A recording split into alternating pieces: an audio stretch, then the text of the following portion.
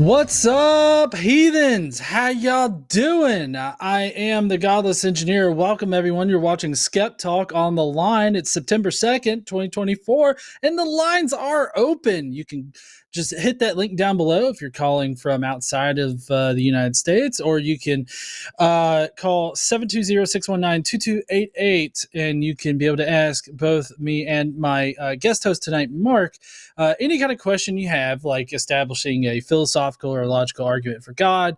We could talk about Bible stories if you wanted to, whether or not they're real or if they represent like true historical things that have happened. We can touch on all of that tonight if you want to. But you got to call 720-619-2288, and if you're calling for the United States, but if you'd like to call in from the web, which isn't only for outside the United States, but just in general, if you want to call in from the web, you can find that link in the description. Like I said, I'm the Godless Engineer, and tonight joining me is Mark Reid. Mark, do you want to tell everybody kind of like who you are, what you do, and where they can find you? Yeah, hi, I'm Mark Reid. I consider myself to be somewhat of a counter-apologist on YouTube. I run a channel called Mark Reid Atheism, where I counter. Well, I have a weird and wonderful journey of a guy on the autism spectrum through the left and right and crazy ups and downs of YouTube apologetics. Where I've been on debates against. I've done the Kent Hovind.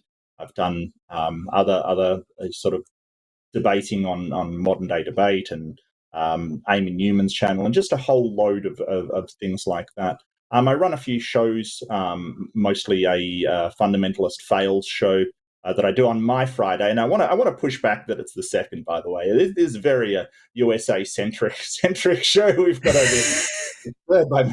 For a second, I'm like, did I get the wrong day? No, it's totally. I'm just 12 hours in the future, so it is amazing to see you all, and this is fantastic to wake up and be able to have these conversations with the amazing Godless Engineer. It's fantastic. So hello, everybody, and I hope we have a great time. Yeah, so I have to push back. I'm not all that great, but but it's great to be here with you and everything. And we actually connected up because a mutual friend of ours, Justin, suggested Mark for the show. And I don't have a lot of feelers out past a certain like close group of people, and so like I'm getting back into like putting my feelers out for everything. So it's great to have you here. Great to finally connect up with you. I remember seeing, like, I can't remember when it was, you put up a video. It was like a 3.5 hour like discussion that you had on your channel or something like that. Praise I Am That I Am. It was like a featured thing in the title, and it's the thumbnail that you had with the naked mole rat on it. Yes. Yep. Yeah. There was a picture of like a head of a person, and I'm like, is that me? Did I take part in some kind of conversation and I don't remember it? Because like the head looks eerily like myself, like if I'm like either drunk or really tired. And so I was just like, what happened here? Yeah, no, it definitely wasn't you. The mole rat was naked, didn't have a beard, so I could not have been you. Absolutely not. No, it was just sort of some of the things that I run into in some of these Christian chat rooms are just incredible. I've sort of eased off of them due to just to preserve my sanity a little. But I used to go into a room, called it a room rumble. Just me by myself. That was the rules that I had for myself. I would go in against 6-7 Christians in a room and sort of stand up to all of them. And it just madness ensued, just sort of the ridiculous things that happened were just incredible. Some of the behavior was pretty bad, though, I must admit. So, and that was one guy who decided that they didn't like trans people for some reason. I'm not sure why. They had, and they just wanted to, cause grief to people. So, yeah, a bit of a rat move, in my opinion. No, I totally agree with you. I hate those particular like either people or arguments like against the LGBTQIA plus community. I've actually got a video that I've put together. I recorded it today, but Eric Hovind. Oh yes, yeah, Hovind the Lesser, we call him. Yeah. Yeah. He on Twitter he made this really big stink about comparing the LGBTQIA plus community to like child marriages, basically. And Yep. so like he was trying to equate the two and everything, and I'm just sitting here like, why don't you try to defend like defend the immorality of child marriages based on the Bible, because he's all about the Bible kind of stuff. It's like, can you justify using the Bible that child marriages are bad?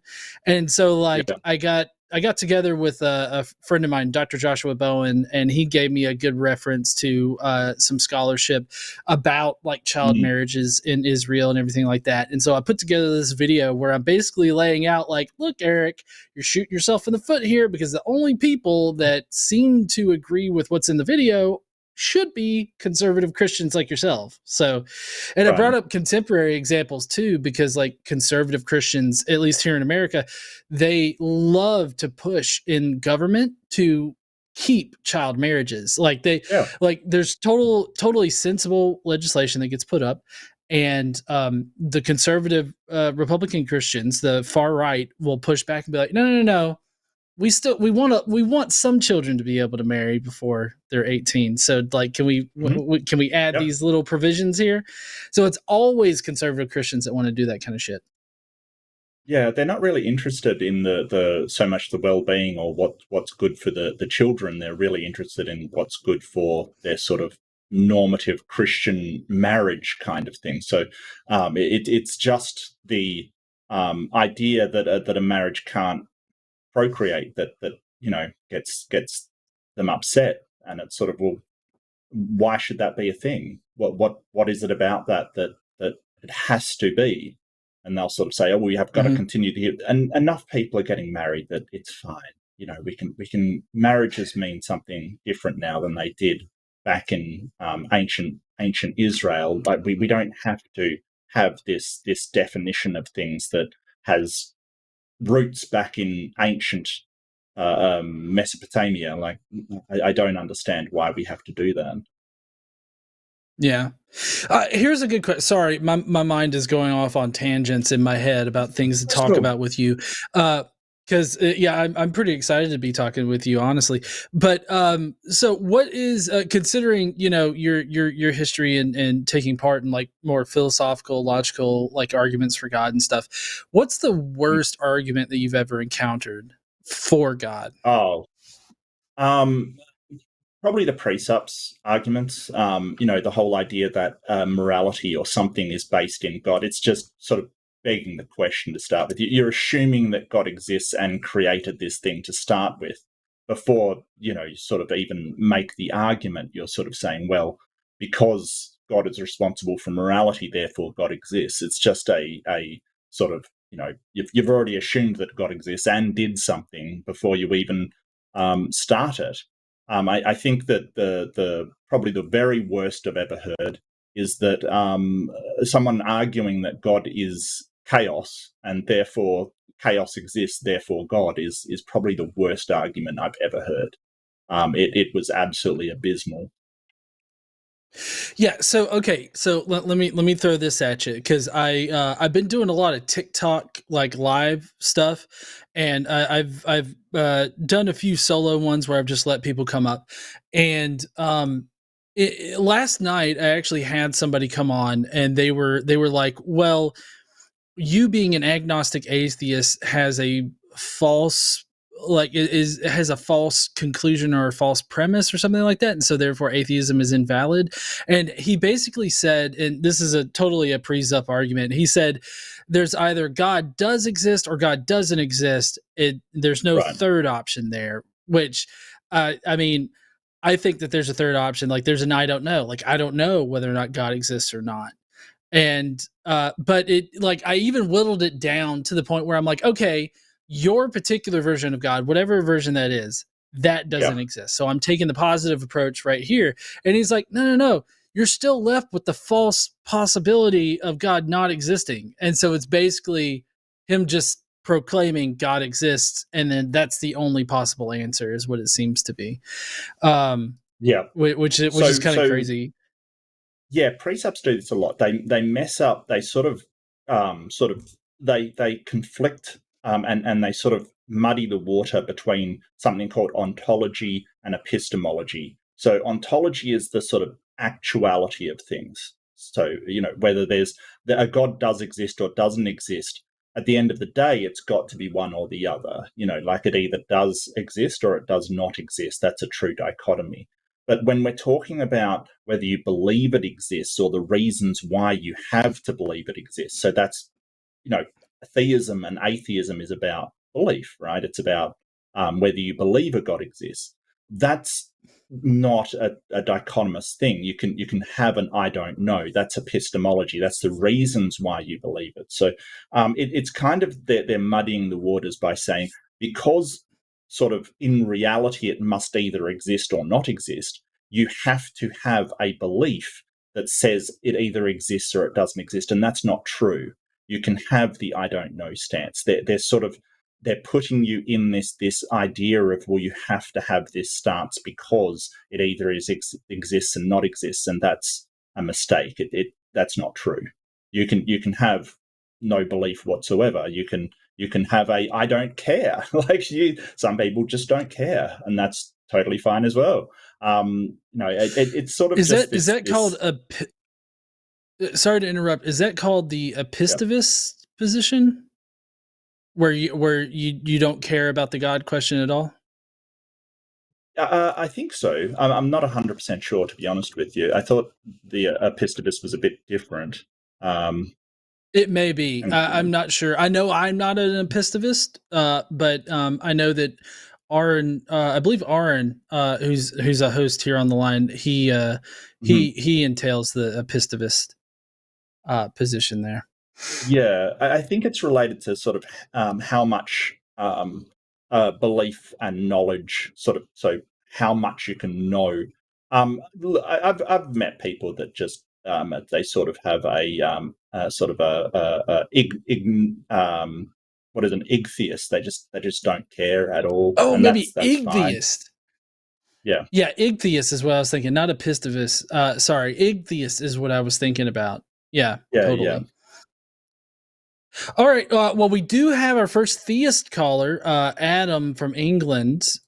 And I believe this is right up your alley there, Mark, for conversation-wise. What's up there, Adam? How you doing? Hi there, Mark and John. Hi, Adam. Hi. Yeah, I called in to present an argument I have for God on the basis of design. Mm-hmm. Okay, yeah, well, shoot. Okay, well, my argument makes a note that the structure of mathematics is the same as the structure of a mind.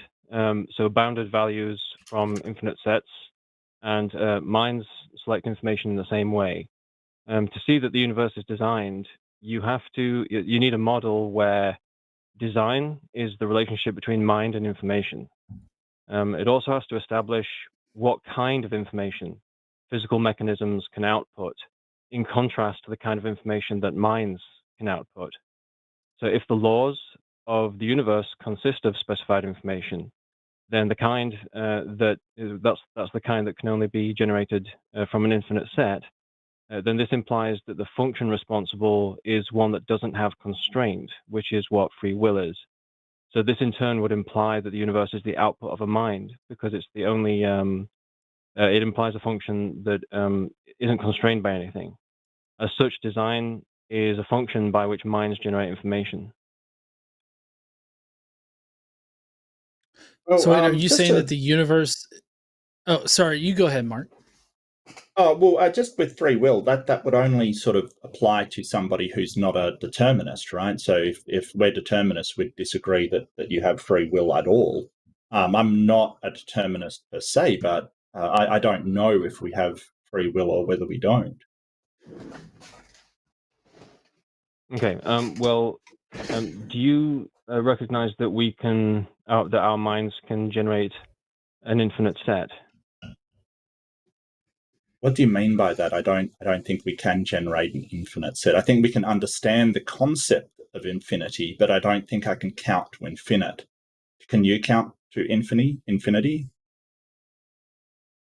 What I'm basically asking is if your mind can represent the relationship between infinite set and other facts, for example. Yes, but that's a conceptual thing. Like we can't really, like, it's like paradoxes, right? Paradoxes can't exist in math or the real world. We can't have a paradox. But I can say this statement is a lie, and it's a paradox. It cannot be resolved. So conceptually, we can understand these things, but I don't think we could either A, visualize them, or B, have a sort of mental structure that accurately represents them. Okay, I mean, what I'm kind of asking is, like, if we have access to it, because if you can basically take any two numbers and you can recombine. Pardon me? Do we have access to infinity? I mean, we can mathematically depict it conceptually, but that doesn't mean we have sort of access to it in reality. I think you're sort of thinking of things in your in mental constructs. Like, for instance, if I say I can conceptualize a married bachelor, right?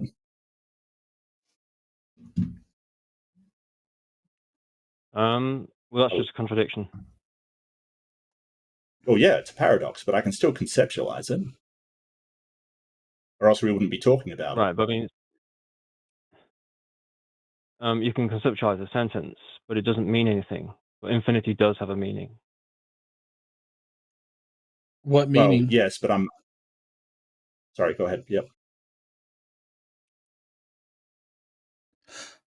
Well, I was just asking, like, I'm wondering, like, what meaning could are you trying to attribute to it? Because I don't know. Maybe I'm just some dumb redneck here in Alabama, but I really don't know what any of this has to do with God existing or God's design. Because the way that I see design and the design argument is that basically you're specially pleading that God has to exist because you think that the world is designed. I don't think that you can actually distinguish between designed objects and undesigned objects. Like, in your worldview, are there any undesigned objects? Okay, well, there's two questions there. So one was like how I'm so-called special pleading to God, like, on the basis of design. No, it's like what you need to begin with is a model which basically expresses certain relationships. So the relationship that's important is mind and information. So we don't begin with the presumption that everything is designed. That's more like, well, hold on. If I can pause you real quick, because I know that this is a big problem for a lot of creationists out there. Can you define information? Yeah, so it's information is a true or false distinction from within a set of values. A true or false distinction between a set of values. How does that connect to, like, reality? Like, when I look at a plant, what information am I taking in that is a true statement from a set of values? Well, you're seeing, obviously you have like a visual scene, and what you're noticing is the boundary of the plant. So you're noticing the part that is the plant and the part that is not the plant. So you're making a distinction between sort of like X versus not X. So it's not X would be the environment of the plant, whereas X would be the plant itself. So, Adam, it sounds you see, like I would have gone with color. Sorry, well, Mark, you go ahead. Yeah, I've sort of heard this before, and this sort of definition of information we could apply to, say, the pulsings of a pulsar star, right? Like, it is giving us some sort of data about the star itself. We can tell a lot about its life cycle and things like that. And if you want to say, hey, that's information, which I would probably define it myself as data, just raw information about the world around us. That's true, but it doesn't require a mind in order to generate that. So I'm wondering how you get to that information is being generated by a mind under your definition of information. Okay. Yeah, so basically the key relationship is between bounded values and infinite sets. So when you have a bounded value, that's analogous here. What's an example of specified information? Because a bounded value. Okay. So for example, like a bounded value. Sorry. Oh, sorry, Adam. I just got one question. What infinite sets do you see in reality, like in actual reality around us? When you say actual reality around it, you're talking about physical matter. Yeah. No, you don't see it there. This is the I mean, this is like the relationship, right? So what it's saying is that reality is generated from something which is infinite, and it's what you get is a subset, and the subset is a bounded set. It's got a limit on one end, limit on the other. So if you like, imagine like one is less than x is less than 3. If x is an integer, then x is 2. Right? So you've got this bounding. In mathematics, you have a bounding from infinity to a given set. And what I'm saying is that so because minds can represent an infinite number of characters or values, when we have thoughts, what we're doing is we're selecting a subset of that infinity, and this is design. Well, here's the problem, Adam. The problem is that while we can conceptualize infinity, I can't hold an infinite amount of integers in my head. And like you said, you can't count to infinity. So we can't hold an infinite set of values in our head.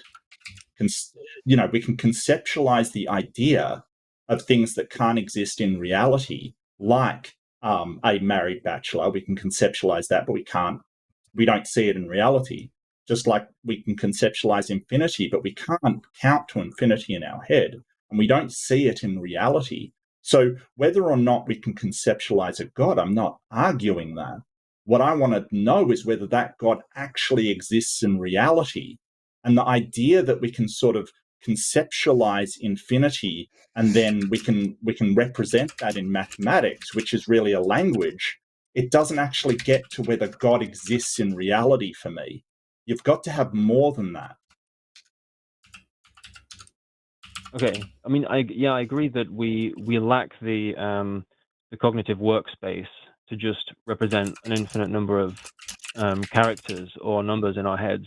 The thing is that what infinity is, and that's the reason why we can understand it, right? So if we can't represent it in our minds all at once, then we have to start asking, well, how is it that we know any facts about infinity?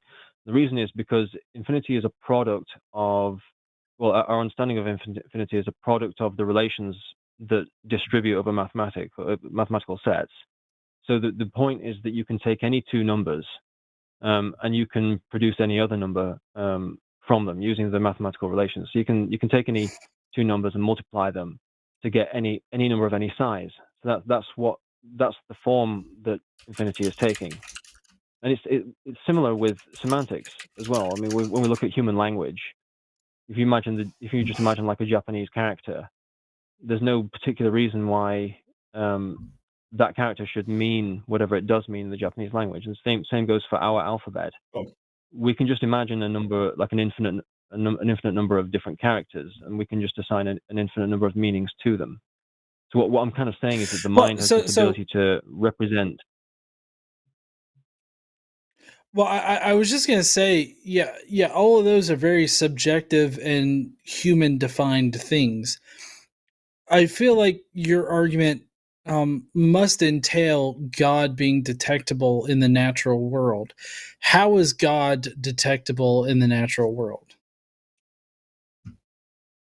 Okay, well, I mean, so if God is omnipresent, and I'm going to attribute the tri-omni attributes to God.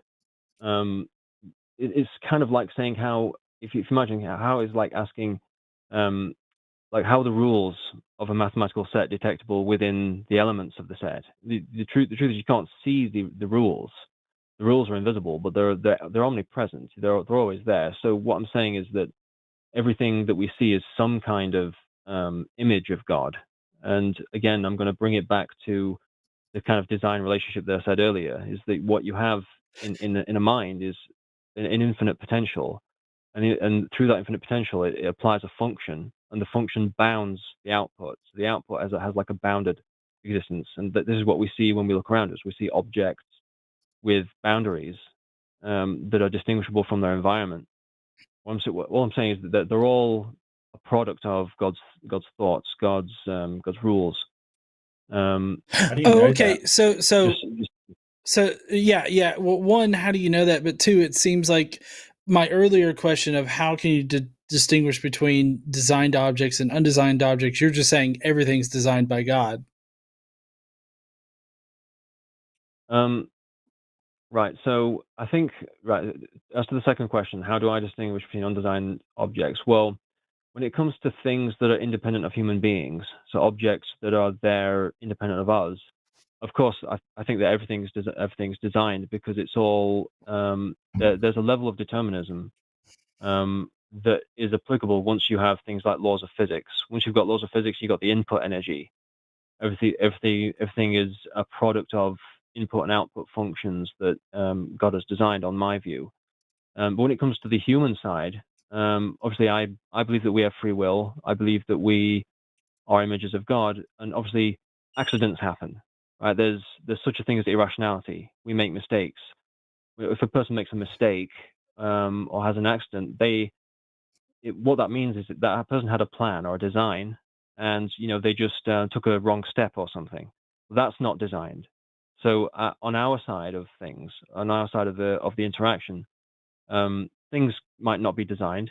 Accidents aren't designed, and so on. But ultimately, everything that exists independently of human beings is an example of this kind of information that I'm talking about. This specified information that fits into like a specific kind of mathematical structure.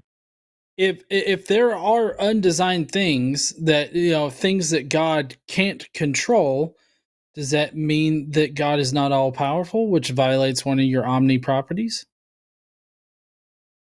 I wouldn't say that it's something that God can't control. It's rather that God allows us to have our own input. Like he allows us to he gives us our own authenticity over certain things.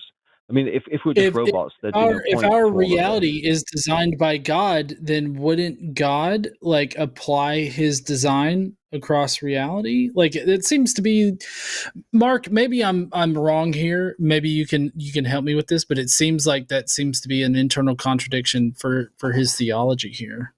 Yeah, and omniscience also is a massive problem. Like, if God knows that in 5 minutes' time I'm going to take a sip of my coffee, for instance, is there any way that could be different?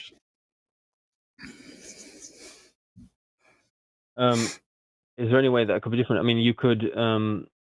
So your decision process from now, when you start at the computer, to you drink the coffee, each decision is your own. It's just the fact that God has already seen ahead that you are going to make that decision. I mean, but I can't change my mind. Your own local. And God can't control our decision, right? He chooses not to. How do you know that he chooses not to? Into a robot. How do you know that he could turn us into a robot?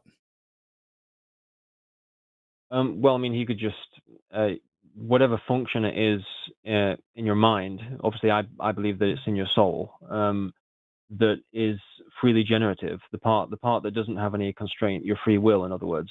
I mean, he could just remove that. I mean, he could just make it so that your body just operates autonomously and according to just physical laws and stuff. I mean, is there any instance in reality where God has done that?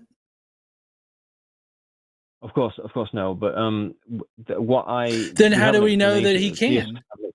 How do we know that he even can? Like, if it's never happened before, then how do we know that God can remove that? Well, I mean, knowing that he can, we're taking as a background assumption theism itself, right? So you're kind of accepting. This is like an internal critique, right? You're just accepting whatever it is we think, and saying how can that happen? Well, of course, the reason why it wouldn't happen is just for the sake of consistency, right? God is going to want the world to be consistent. It's not going to be like just random stuff happening, because that would just encourage people to not take reality seriously. But when you're saying can he remove it, though? Well, the functions are the structure of people's minds is also designed by him, so he could just remove any particular aspect of it. I mean, he's the one that's holding it in existence. What do you mean by holding? I think from sort of what I'm hearing is that just the idea that we can conceptualize things so that a God must exist in reality, kind of thing. That's really what I'm getting from you, Adam. And I really want to push back against this idea of just because you can conceptualize something, it must exist. So the very idea that just because infinity exists in mathematics, we conceptualized it and put it in as a function in mathematics.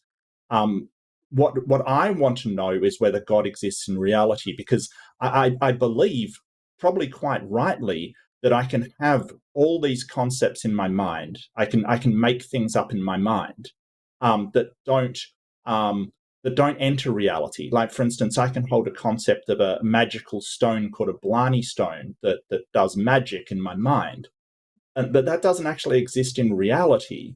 And sort of the idea that, okay, well, infinity is a conceptual thing in mathematics, therefore there must be something providing the infinite.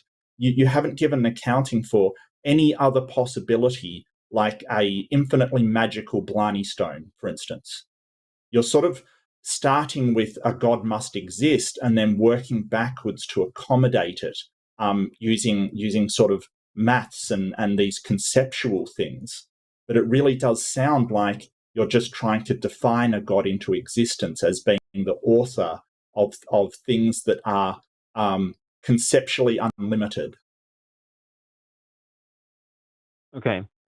Well, I have a couple of things to say in response to that. So one is that obviously it sounds like what you're asking me is kind of like what provides the soundness of the account. So the account might be valid, but it might, but you don't see what is sound about it. Yeah. The other thing is to do with like any sound account that we can provide for things.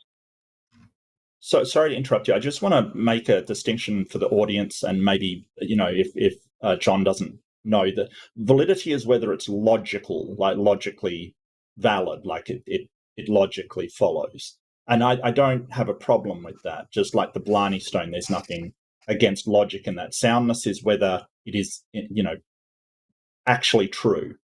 And really we're looking for evidence that it's true. So yes, the soundness. And sorry, Adam, I just want to make that distinction in case people didn't understand the difference. It's fine. Yeah. So yeah, if we're going to provide, when we have to provide an account for something, and when we're basically analyzing information from the world, this concept becomes important, called modeling, right? So obviously the three of us can agree on what we can see on the reality that we share, but our models might be completely different. So we might have completely different definitions of information, for example. And so this is kind of the reason why I gave the introduction that I did, where I talked about specified information. That was me kind of explaining my model. And so the model it intends to consistently interpret the relationship between mind and information. So basically, like I said, it's modeled on math.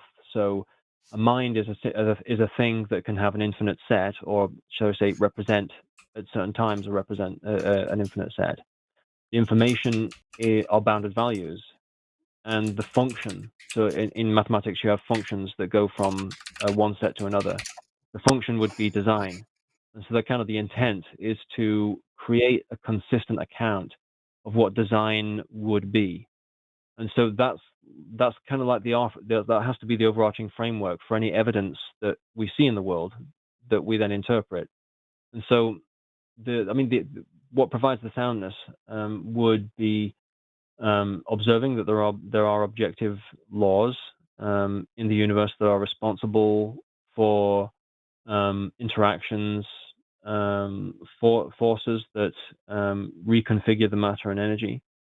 Obviously, we can describe those laws in our own way, but ultimately, to have a successful description, those descriptions have to actually correspond to the forces. They can't just be nonsense. They can't just be made up. So the specified information aspect would be things like, energy matter equivalence. So like, E equals mc squared. Right? So that's I would say that is a form of specified information because it has a value and it's distinct. And I would say that is the indicator of the existence of God. But you have to accept the model first. So if you had a problem with the model, you'd be able to object. Yeah, I do have a problem with the model. I really see you're not bridging the gap between what we have in our mind. Like, because don't get me wrong, I totally agree that the universe has physical properties that we describe in the laws of physics, right? That's what you're talking about, essentially. And these descriptions may be inaccurate, or they may be more accurate. Like, for instance, Newtonian gravity, Einsteinian model is way more accurate. I get what you're saying there, but I don't understand how you bridge the gap between something we have conceptually and something that actually exists in the real world. Because it sounds like to me that your idea of specified information and therefore a mind is just anything in reality, any kind of data we can glean from reality. And I think that you have not bridged that gap between sort of the information that we have conceptually and information that we gather from the world around us being somehow indicative of a mind. You haven't shown that to be the case. All that you've shown is that the universe has certain physical properties that we evaluate and make models of. That's all you've shown. And I agree with that. But you need to show that these physical properties of the universe are actually coming from a God and not a magical blarney stone, or not just properties that are inherent to at the formation of the universe, whatever may have caused that. So Adam, Okay. well, we do need to move on to our next guest that we have. So I'm going to let you say your piece, and then we're going to have to disconnect. Okay. Okay. Thank you. It was an interesting conversation. Yeah. Though. So I mean, thank you. Okay. Yeah. Yeah. Thank you too. So yeah, I mean, ultimately, bridging the gap requires a model because it's a model that provides correspondence. So when you have a correspondence, you have a subjective language and you have an objective language, an objective structure. So like a topology. And so obviously the universe would be the topology, and the subjective language would be, the way in which we talk about information and so on. And so, yeah, I mean, so the question is whether or not the model is consistent. And so, I mean, I hope I've provided a convincing reason to think that the model accurately represents the way that minds work and the way that math works. And once we plug the facts in from the physical universe, I hope that the inference becomes clear, that we can reason that the starting conditions of the universe, the laws of the universe, laws of physics, are the product of a mind.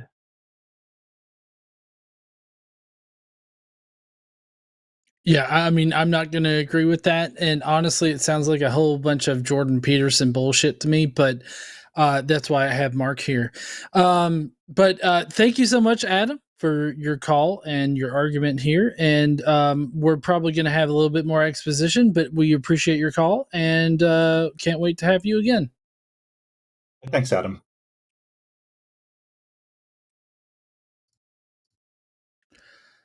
All right. Mark, I'm so glad that I had you on tonight for that call, because honestly, when people start in with the Jordan Peterson philosophical bullshit, like, I don't know, my mind tunes out. I don't know if I have this strange suspicion that I do have like ADHD and some kind of neurodivergency, but like, I don't know, I just sort of tune out when it comes to that kind of stuff. And it's like, you're just adding a whole bunch of word salad onto these concepts that are only meant to confuse people. I don't know. What do you think about that take? I think that sort of the stretch for me is that it has to be an intelligence because we are getting some kind of information from the universe. Like I don't see why that has to be the case. And I have this example of the Blarney stone. So a magical stone can do anything, can create the universe, but it has no mind. It's just magical. So when you have these properties of can do anything, of course it can account for absolutely anything because it can do everything. So I don't even know, and I must admit I'm not a mathematician of any kind, but I don't even know if infinity can actually exist in the real world. I don't know that's even possible, because we sort of represent it in maths, but we don't see any examples of it. We can't. How do you tell if something's infinite? Well, you start to follow it, and when it doesn't end, there's a problem there, isn't there? Because it's never going to end for you to say, hey, that is then infinite. Yeah. Well, I mean, I've got a minor in math, and I know that we work a lot with infinities in math, and we usually calculate the values of something as it approaches infinity. And I Right. don't see anything in reality that prevents an infinity from existing. And so, Right. like, just simply saying that infinities can't exist or something like that, I feel like is not supported by, like, anything that you can actually prove. Now, that doesn't mean that infinities are proven in the same way of, like, other things that we have proofs for. It's more like, well, we can't prove that they don't exist, and they are very necessary in our understanding of mathematics and reality, like calculating things out to infinity and everything like that. So, I mean, like, Right. they're very useful, and there's nothing that says that they can't exist, kind of situation, if you catch my drift there. Yeah, well, I mean, Yeah. I'm sort of saying I don't know that they can exist, but they very well could. But what makes Oh, yeah. an infinite automatically a god is that is the leap that I'm not getting. I totally agree with you there. Like, that's definitely a logical leap that a lot of these presup and I guess more Jordan Petersonite sort of apologists like to make. So we do have another caller on the line, Mark, who's an agnostic, and he has a weird question about how Jesus treated the lepers. What's up, Mark? Hi, Mark. Hey, how you doing? Good. How you doing? Good, mate. Hello? Good. I just called the question about how you were so critical of people who are religious. Me, myself, I'm not particularly religious, but I believe in the message of Jesus, such as how he treated the people who were outsiders, such as the lepers. How do you feel about that? Just 1 second, Mark. What do you mean by we're critical of religious people? I'm not sure. People who are outrageously religious. I live in Missouri, like southern Missouri. Yeah. There's all kinds of crazy signs and stuff like that, Well, I would hope that I'm nice just people, critical of if you bad know them. ideas. Oh, sure. Well, yeah, I mean, there's of all course, different I'm types of critical of their religious bad people ideas as out there. well. Right. But people, they also mean well. Oh, some do. Yes, I think some are very sort of Of course, misguided. there's bad people on both sides. There's bad liberals who just are mean as well. I mean, Sure. that's my problem, is that you don't acknowledge. Hold on a second. Like, there's a difference between the radical right and, like, quote unquote radical left here. So, I mean, of like, course the left is not mean in the same sense that the right is mean. Like, the right makes fun of disabled people. The left makes fun of JD Vance because he may or may not fuck a couch. Yes, but of course, the right also brings in those people at the same time. You're dismissing the people who mean well in all sorts. Mean well. You know what I mean? What does that mean? What do you mean that they mean well? They're always gonna support the person that they were friends with, no matter of their opposing view. I mean, I don't know. I hate the generalized nature of this particular segment of the conversation. Well, that's my problem. Is the generalization of the posts that I get off this website. It's like, well, that's all right, Mark. But maybe we should just move on to the. I always consider it's not us versus them. We're in this together, everybody. Are we? Sure. Well, yes, yeah. I mean, we're one planet. Yeah. We are one human. I mean, I can agree with that. I was just like, I feel like there's definitely different ideas of what it means. Hold on, Mark, please don't make me mute you. Okay, please don't make me mute you. Go ahead. I'm sorry. I just feel like there's definitely different goals for either side is all that I was getting at. Like the goals of liberals, leftists, non-religious people are going to be different than like the goals of religious people and the conservative religious right. Of course. Like, I mean, I live in Missouri. There's some fucking crazy religious nuts, and I'm not religious. I haven't been to church since I was before I was a teenager. I'm not religious. Okay, maybe it's my fault. I think I got hung up on something. So I think that's my fault, Mark. So I apologize, mate. The whole idea that we sort of very critical of religious people, I think I sort of got hung up on that.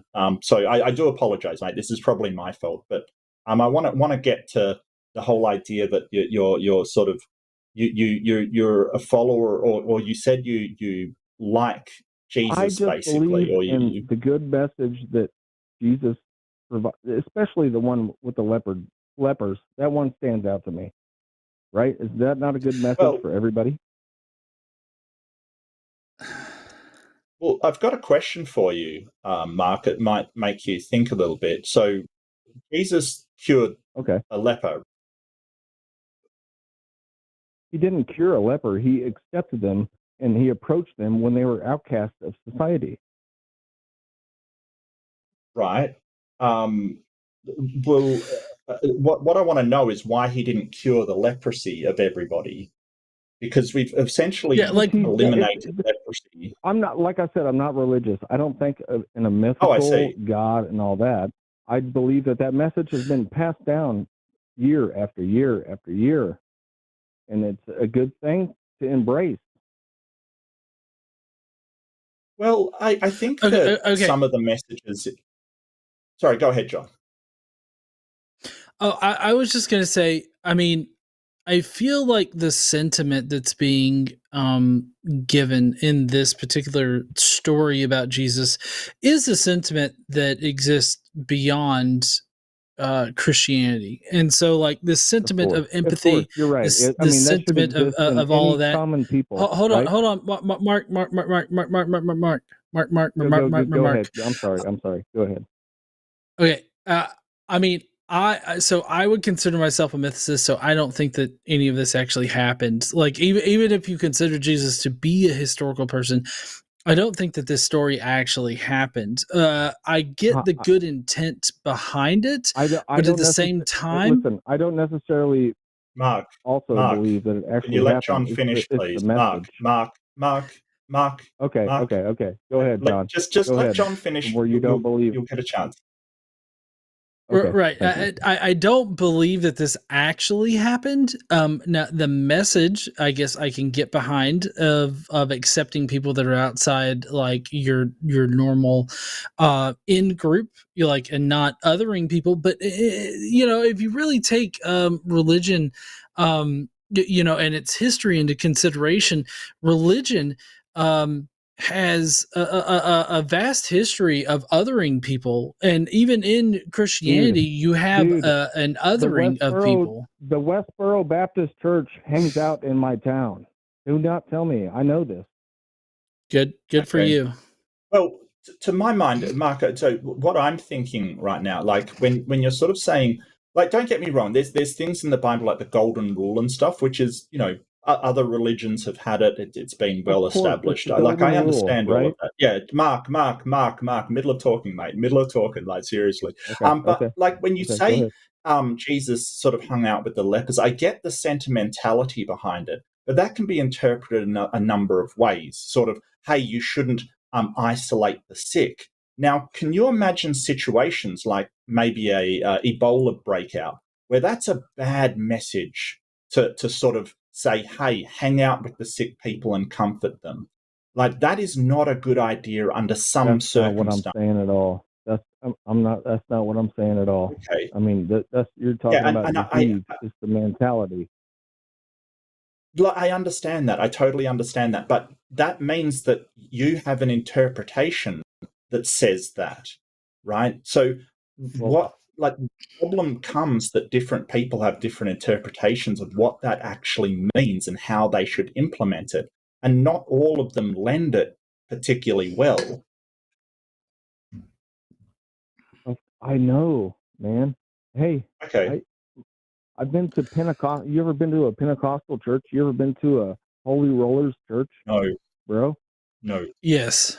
You never have? Well, I would recommend going because it's a fucking experience. Well, okay. You know, so Mark, and I don't agree with anything I don't agree with what they preach, but you know, I agree that those are some of the nicest people I've ever met in my life. And I just don't appreciate people bashing and generalizing people. I mean, they can judge me all I want. I don't give a fuck. You can call me what you want. I don't really care. Okay, you know? Mark, let's just run with this right now. Idaho, there are certain counties in Idaho right now that have infant mortality rates. And shut the fuck up, Mark. Mark, if you don't shut the fuck up, I'm going to mute you. Okay, go ahead. Right. Go ahead. Right now in Idaho, there are certain communities that have infant mortality rates that are skyrocketing way past the normal infant mortality rates of the rest of the United States. And you know why they are doing that? Because of religion. So when we push back against religion here, we're not, hey, shut the fuck up.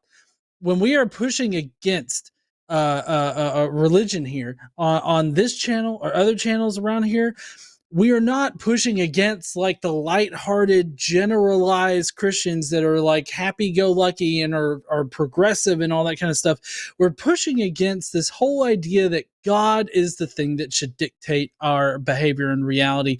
God, if we just pray to God, that'll cure somebody's diabetes. As someone with diabetes, that's fucking insulting, Mark. So when we are pushing against these people that are doing these things, those are the people we're pushing. We're not pushing against like faith in general. We're not pushing against any of these things that you think that we're pushing against. We're pushing against the radicalization of religious people in the public spaces to push. Hold on, Mark. I'm still fucking talking.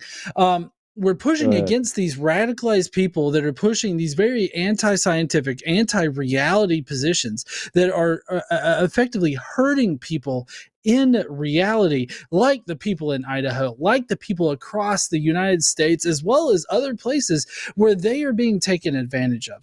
So don't come on here with a fucking high horse attitude like you're sitting on some kind of like holy moral ground here that like, oh, all of a sudden that's what you were doing. You know, we shouldn't push back. Hold on, shut up. I'm still fucking talking here. I've got an exposition. Well, I'm waiting. Hold on. The fact that we are pushing back against these people is not a condemnation of maybe belief in general, but it is very much a condemnation of holding beliefs that are against things that comport with reality. And we, at least I'll speak for myself here, I maintain that anything that doesn't comport with reality is ultimately harmful to the human race and can definitely cause harm to people. So that's what I push against. Somebody that's not harming another person or any kind of progressive Christian out there that's definitely moving along with society, I don't really give a fuck. I really don't. What I care about is the harm that religion causes to people. That's what I care about. And that's what a good number of hosts here on the line actually fucking care about. So don't act like we're pushing against religion and that we should allow religion just because there are some good things in one. I just think you have the wrong approach. Do I have the wrong approach there, Mark? Yeah. Well, what's the fucking wrong approach? It's wrong to push back. Is it wrong to push back against a religion that causes an infant mortality rate that supersedes the infant mortality rate of the entire nation? Look at it's still going on. I mean, you're never going to convince these people that God doesn't fucking exist. You know what I mean? People are going to believe I don't care if they're convinced whether or not God exists or not. What I want them to stop doing is to stop hurting people. That's what I want to stop. Well, and that's since 2012, I've made the effort to make sure that I am preventing people from doing harm to other people because of religious reasons. That's what I've been doing. I'm not saying you are bad. I'm not saying you're trying to hurt people at all. I'm just saying you need to. It sounds like you're telling me that I should give a free pass to religion just because there's a few good things in religion that allow people to do good things. There's not a few good things in religion. Like I said, I'm not religious at all. Well, Mark, just 1 second, because it's interesting that John brought up sort of that, a diabetic doesn't get insulin, because there's a famous case in Australia that a child didn't get insulin from their parents, right, because of their religious beliefs. They withheld it, and the girl died. That happened in my hometown. Right. So it doesn't matter how nice those people are, right? It doesn't matter if they're the best, most awesome people in the world. Once they start, they are they have a terrible perspective. So Mark. So your message is not reaching across the aisle. I haven't even gotten to where I'm going yet. Mark, I haven't even gotten to where I'm going yet. So really it is some of these beliefs. So what John is talking about is if a Christian believes that human well-being is important, right? That God says, hey, humans are important, you've got to take care of them. I can agree with that. I can get on board with that. Does it really matter why they think human well-being is important? Not really. We are destroying the earth. I didn't say humans were important. Okay, well, I'm going to put that aside for 1 second, because that's a whole other can of worms. So as long as we sort of have anything than an ant or a Mark, just a sec. So as long as our goals align, I've muted Mark just so that you can thank you. Continue. I appreciate it. So as long as our goals align, it doesn't really matter to me where they get those goals from. The problem is that people will get different goals depending on what they think a God wants and not what is good for people. So as long as they're working, to make a better world, whatever you think that is, and we have to don't know if you want to open up that can of worms if humans are not important at all. As long as they're working towards the betterment of society and the betterment of this world, I don't have a problem why they think that is. But if they're working towards some abstract, well, God wants this thing to happen, like God will cure people, so deny them insulin, well, we've got a problem there.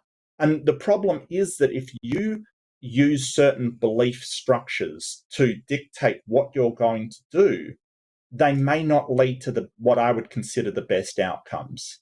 So I do really push back on people that say, well, God wants me to do this, rather than what is the best thing for us, society, and us in general, and yourself, kind of thing. Because what God wants, nobody seems to know, and they all seem to disagree. And, we've got no way to actually determine what it is that God wants, but we can determine what's good for society and us.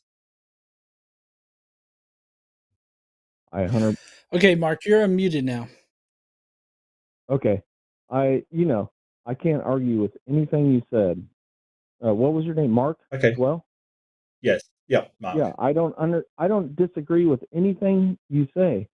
I just disagree with the backlash, the way you approach it, and you should try to understand people that don't be kindly. Don't send shitty messages to them and try to gaslight them, basically. That's my whole point. That's why I'm calling to begin with. Where exactly have we done any of those things? Assuming that we've done any of those things seems to be a claim that we've done anything. I'm talking about the post online. That's where it all comes to. It's like I'm just trying to, get the other side. I'm trying to own the other side. Try to reach out to them instead of. If you're saying atheists can be rude and do crappy things, then but I'm not sure why. Oh, okay. If you agree with me with that, that's all I wanted, because atheists, I'm not sure. I'm agnostic necessarily, but I still believe in the messages that not even Christianity, but other religions, pass down. They're good messages. You know what I mean? Like the Muslims. Let me ask you this, Mark. About how they. Mark. Let me ask you this: could you look into the eyes of a mother whose child is dying of some kind of very basic illness and be like, "Well, I get that everybody was praying for your child to get better, and that obviously didn't happen, but Christianity's got some good shit in it. Like Christianity's got some good sentiments in it. Like, don't blame Christians for this. I mean, I don't have to take it for reality. I have to take it as a good message, like a good song teller. You ever listen to Neil Young? Do you? I don't give a fuck about Neil Young. Do you think that religion comports with reality? No, I do not. Okay, if religion doesn't comport with reality, then isn't there a better method to derive philosophical arguments or philosophical life lessons from, in order to make sure that you don't dilute that message with something that doesn't comport with reality? I can only present it as how I see it. Well, I'm just wondering if there's anything in the Bible that you can that promotes a good message that you couldn't get from other sources, like cultural sources or philosophical sources. Of course not. It's been passed down through many different religions and cultures. Right. So why do we need the messages in the Bible then, if we can get it from other places? We don't. And okay, cool. I agree. Yeah. So, like I'm saying, we just don't need. People are going to believe what they're going to believe. You know what I mean? You're not going to change their minds. You have to embrace them. Oh, no, I totally disagree with that. There's plenty of people that have contacted me personally that have said that I have changed their mind on either God or Jesus or anything like that. So, like, maintaining a constant message that presents an alternative to the religious ideas that they have is definitely beneficial, because it releases them from that kind of dogmatic thinking. Yes. Well, I'm just saying, I think there's some people that you won't change their mind. Life and have been super religious have always, been accepting to whatever my ideas are. So, I mean, I believe you're stereotyping. Mark here that there are some people that won't change their mind, right? Like, I do agree about that. There are people that won't. But I guess my point in all of this, and maybe we can wrap up here in just a second, but my point in all this is that should not dictate whether or not atheists or agnostics or anybody like that continues to push back against religion and religion's effect on society. I have no problem. I think that we should maintain our current conversation and pushing back against things that don't comport with reality. I think we should keep pushing back against that, because I feel like anything that doesn't comport with reality is ultimately going to result in some kind of harm that occurs. that's why I would personally classify myself as an anti-theist, because I think that religious thought, however well-intentioned it may be, can ultimately involve harm being caused either to the person that holds the belief or to somebody else that person has a direct contact with. So that's why I would say that it doesn't matter whether or not, there are people that exist that won't be convinced away from their position. I think that it's important that we continue to push back against religion. And I have no problem with your ideas and you pushing back. And this is a free country. You should have this free speech to say what you want. This is why I called, to disagree of how you approach the situation. And so hold on, can you exactly express like how we approach the situation? Like, I don't see a problem, because it seems like you're agreeing with me and agreeing with Mark on how we should approach the situation, but you're saying that you disagree. I agree with your beliefs. I just don't agree with how you backlash against people who you never are going to disagree or agree with you. Who disagree with you? I still don't understand what you're talking about with this. The backlash against I'm people who disagree with you. Well, how do I backlash against them particularly? How do I do it? Like, can you outline how I backlash? That's the whole platform, isn't it? I mean, there's one thing in not believing in God, and one thing against. I'm a skeptic. What's up, heathens? Well, I'm a skeptic, Mark. So I think that in order to believe something, don't believe in God, hang on, Mark. So either I really think that we should have evidence in order to believe something. Now, whether or not someone chooses to believe that is entirely. I understand the concept of atheism completely. No, that's skepticism. Atheism's different. Atheism is a lack of belief in God or gods. Skepticism is saying that the best way to get a understanding of the world around you is to have evidence for things before you believe them. Yes, and I completely understand that point of view. Yeah. Yes. But I am on same terms with that point of view, but I'm just saying, I'm talking about the backlash against Christians in particular, not just all religions, necessarily Christians. Well, they're the ones trying to make legislation to change how things are implemented in my country, in John's country, in order to placate a God. Hang on, Mark. Let me tell. Okay, go ahead. To placate a God that I don't think exists and they can't seem to demonstrate exists. That's the problem.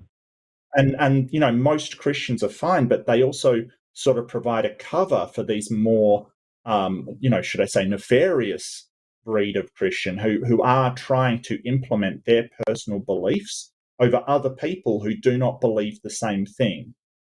If nobody was coming up and telling me that God existed, I wouldn't have to talk about it. But they are. You're right. But in my state where I live in Missouri, this election on November 6th, the petitions are abortion, whether to allow it or not, which is in Missouri, if you understand where I'm at.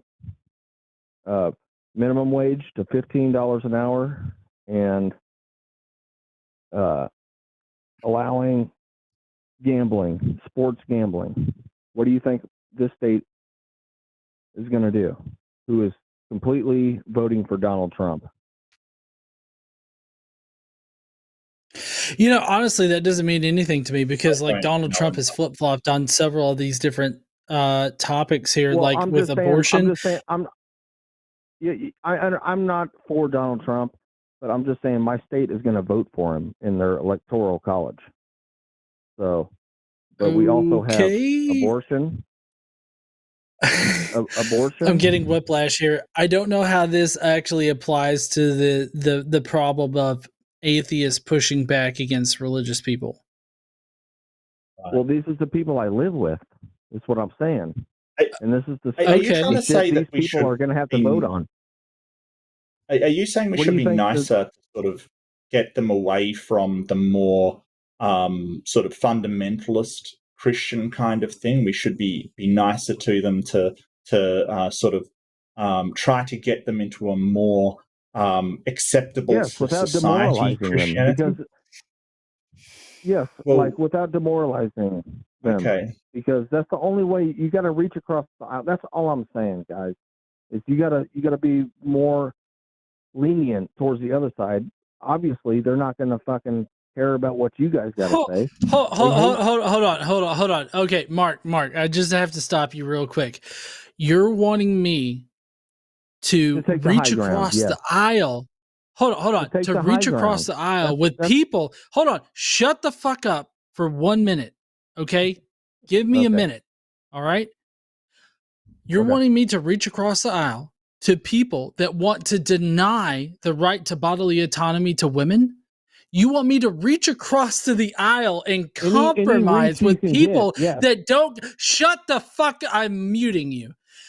You want me to reach across the aisle to people that don't consider women to be full-fledged fucking people?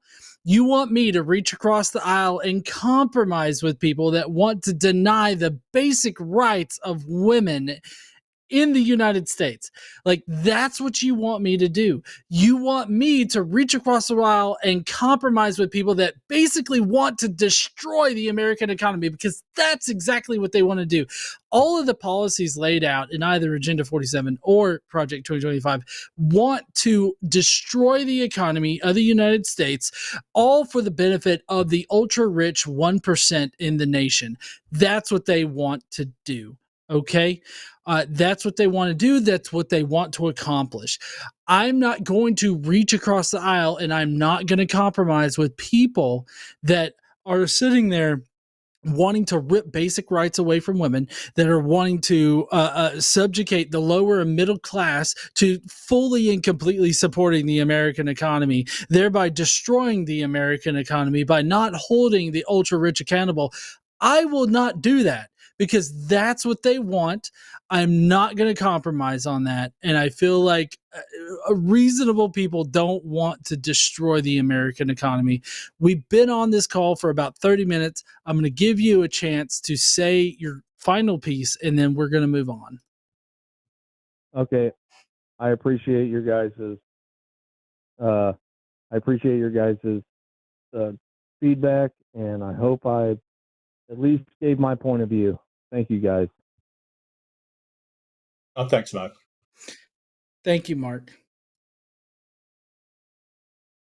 Yeah, I think that Mark. Yeah, Go ahead. This is something that comes up a lot for me. What's the most effective way to push back against sort of religious people? Is it being having an outreached hand, or is it sort of compromising on certain things and not on others? And it's hard to say. I think that different people will need different things to convince them.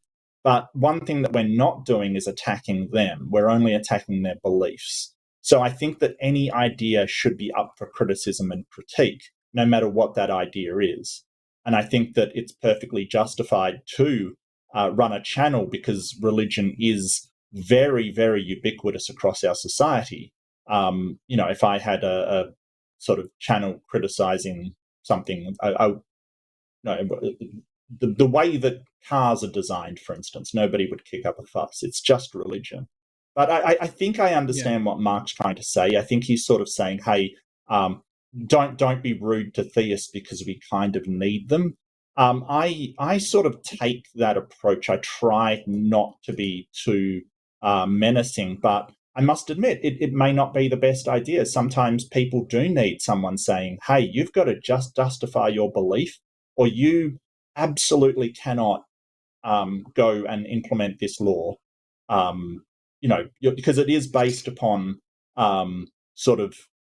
somebody's belief in a God.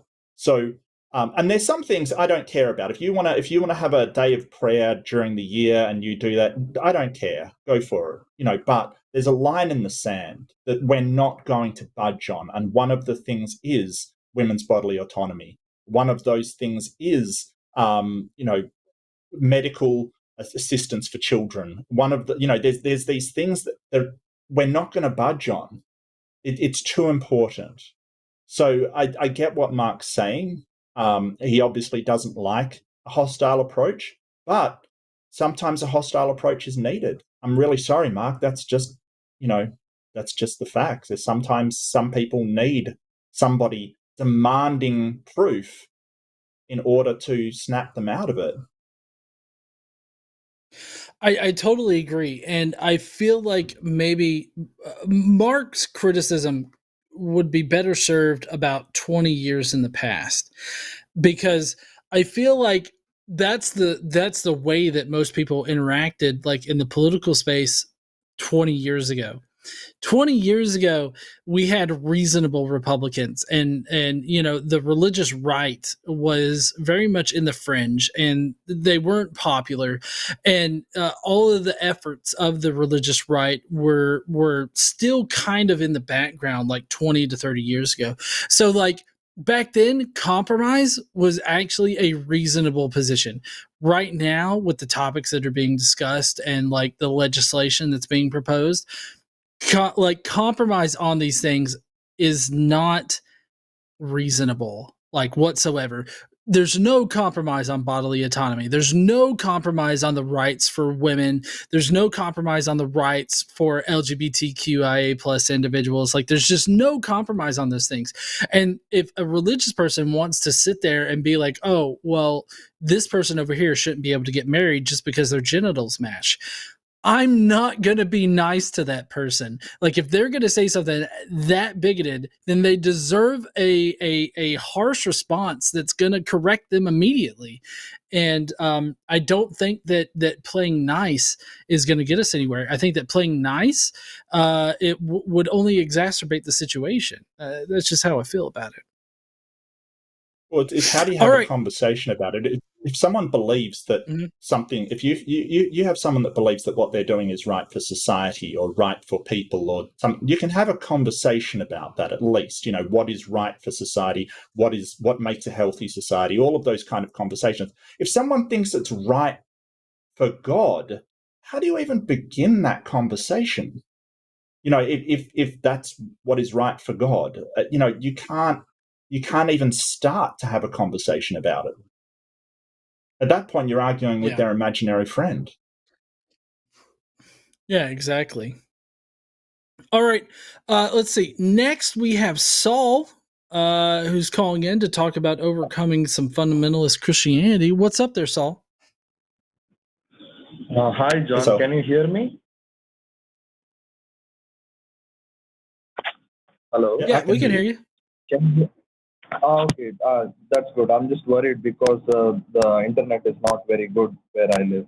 Hi, John. Actually, I wanted to thank you primarily because you are one of the reasons that I deconstructed you and Richard Carrier's live streams about mythicism and all that. Really opened my eyes because I was very much a fundamentalist Christian who believed that the Bible is the word of God, inerrant and univocal, and that the earth is 6,000 years old, and that Noah's flood was 100% true, and that Jesus was a living figure. There are so many proofs, there are so many manuscripts and all that.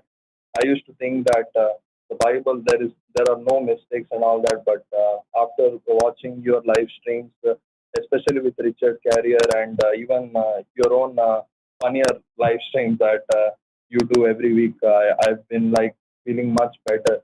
But yeah, the only thing that I'm currently facing is overcoming this internal fear of God, because the thing is, I don't believe in God anymore, but there is this trauma that I used to really believe in eternal damnation for my parents because they didn't believe in Christianity, and eternal heaven for me, and I look at them burning in a lake that is made up of sulfur in it, and all that, because I was very deep into Bible reading. I used to take everything very seriously, and after realizing all these things, that how much there is not much veracity in or historicity in all the biblical stories, I've been like feeling like my world is shattered.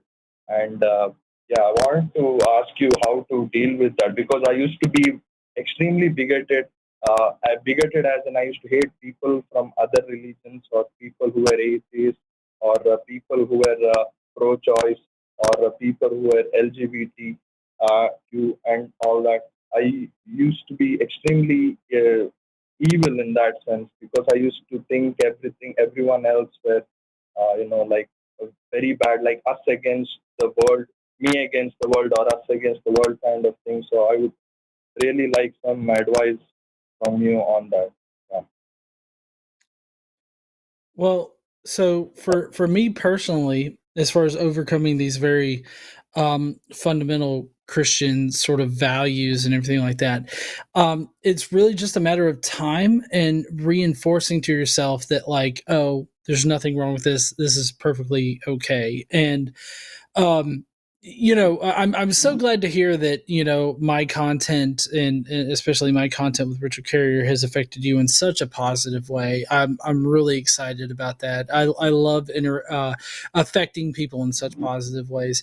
As far as like the fear of hell and heaven, or the want for heaven and all that kind of stuff. For me, as soon as I left religion behind, I focused on this life and how much this life means to me and how much this life means in general. And so, like, me not looking forward to eternity means that I can properly enjoy the life that I have and focus on doing the best that I can for the people around me and for myself in the time that I have right now. As far as the other topics go, I feel like there's probably some behavioral like conditioning that probably needs to happen. I know, me coming from a very conservative religious area, I've had to sort of recondition myself to certain things. Like, I know growing up, I didn't necessarily have a problem with LGBTQ individuals, but like I definitely felt the outside pressure from my community around me to like look negatively upon that group. And so, like, that conflicting sort of information I had growing up, I just had to reinforce, like, after I left religion, that, oh, this is really not all that big of a deal. This is not a problem whatsoever. These people are fine. And this doesn't affect me and all this other kind of stuff. So, like, I feel like if you could take the chance at every opportunity, whenever these situations comes up, to sort of reorient yourself in how you're thinking about it, you can eventually become okay with that, with the things that you're struggling with, as far as like overcoming this fundamentalist Christianity. I think that, whenever situations come up and you have a certain visceral reaction or just an innate reaction to something, just sit there and tell yourself, or reiterate to yourself, that this is perfectly fine. Like, there's nothing wrong with this. This is the religious dogma. I think, reminding yourself of those things can definitely help you change your thought process on stuff. Yeah, so I didn't grow up in a religious family, but I sort of I do see this a lot, and I can kind of recommend. So atheists, they do have some places where you can sort of seek help if it's really bothering you, like recovering from religion. Do fantastic work. They really need to be supported. And they have a number of tools and resources and things to help people, because a lot of the time when people leave these religions, especially the fundamentalist ones, right? So the ones that basically say, like, don't talk with anybody outside your religion, kind of thing. Don't engage with other people. It basically is giving community, which is one of the things that fundamentalist religions hold over your head, that they destroy your community when you attempt to leave. And I get what you're saying about your beliefs, and I'm really glad that you have sort of revisited them, Saul. I think that you should be very proud of yourself in revisiting them and overcoming it, because indoctrination is incredibly powerful, and most of the people, they're not, you weren't evil, you were just taught some very evil beliefs, and that's not necessarily your fault. So, all I can sort of say is maybe be kinder to yourself about, the things that you were taught, that it wasn't you deciding to believe these things, but sort of identifying where beliefs are generated internally from things that you understand, and recognizing where a belief comes from an external source. Somebody's put something upon you that you've internalized, and you don't necessarily believe it for any reason, that you've come up with in your head. I think that's solid advice for anybody, really, regarding beliefs. Yeah, thank you very much for your kind words. But the thing is, what really bothered me was the way I was when I was a very religious man. The thing is, I used to try to convert people. I used to tell them, please believe on the Lord Jesus Christ, otherwise you will burn for eternity.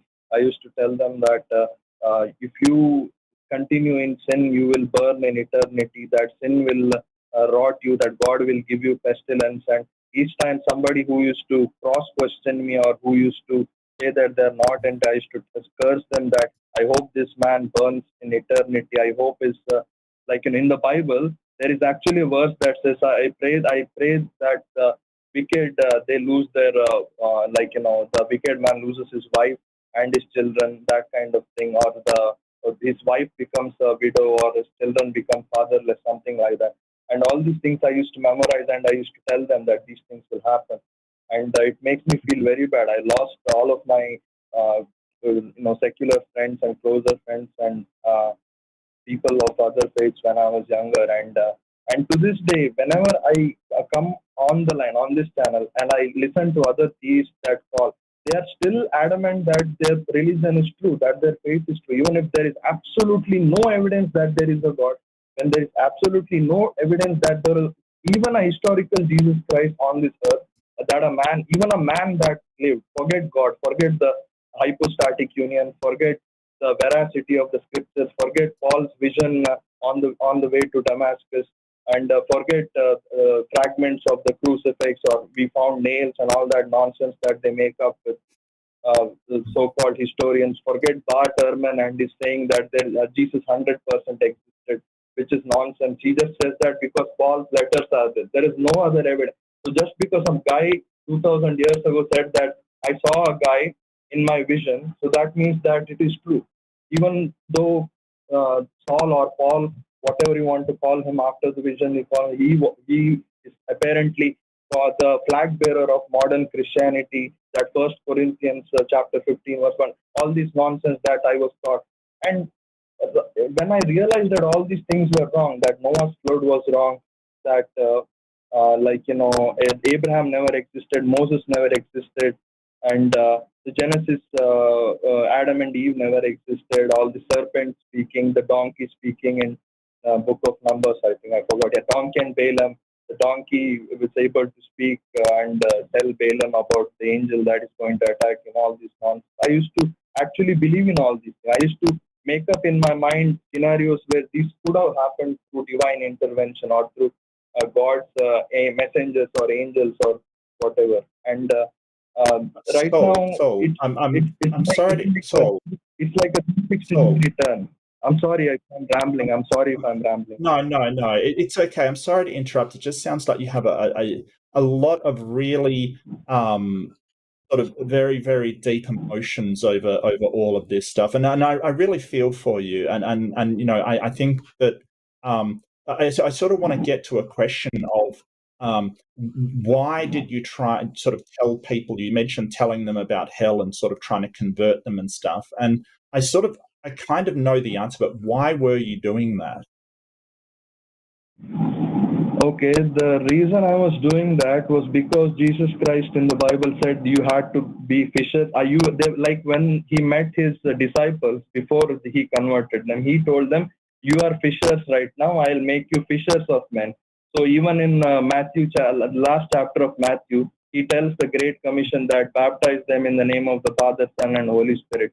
So I felt that it is a duty that if the Christian does not convert another person or non-Christian into a Christian, then you are a failed Christian, that you will not get rewards in heaven, that Christ says, that the reward that won't rot in heaven, that will not be eaten by worms.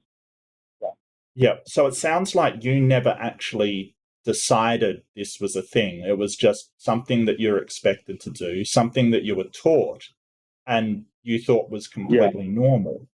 Yeah, so a lot of our beliefs are like this sometimes. They've been taught to us by our parents or taught to us by somebody else, and we never really sat down and considered them as, whether we should believe them or not. I wasn't in a religious family, but I did get subject to a lot of what I would call woo, like astrology and naturopathy and spiritualism and sort of this sort of, new age stuff. And sort of so... a lot of the time we mention deconstruction of people, and we kind of mean when you sit down and you take apart why you're actually believing this and why you have the belief of sort of translates into do what you're doing. And so I guess it makes me sad that you think really badly of yourself, because it sounds like it's just something that you're indoctrinated into, you never really thought about, and it was just expected for you to do. And that's true of a lot of religious people. They're just expected to do it, so they do it.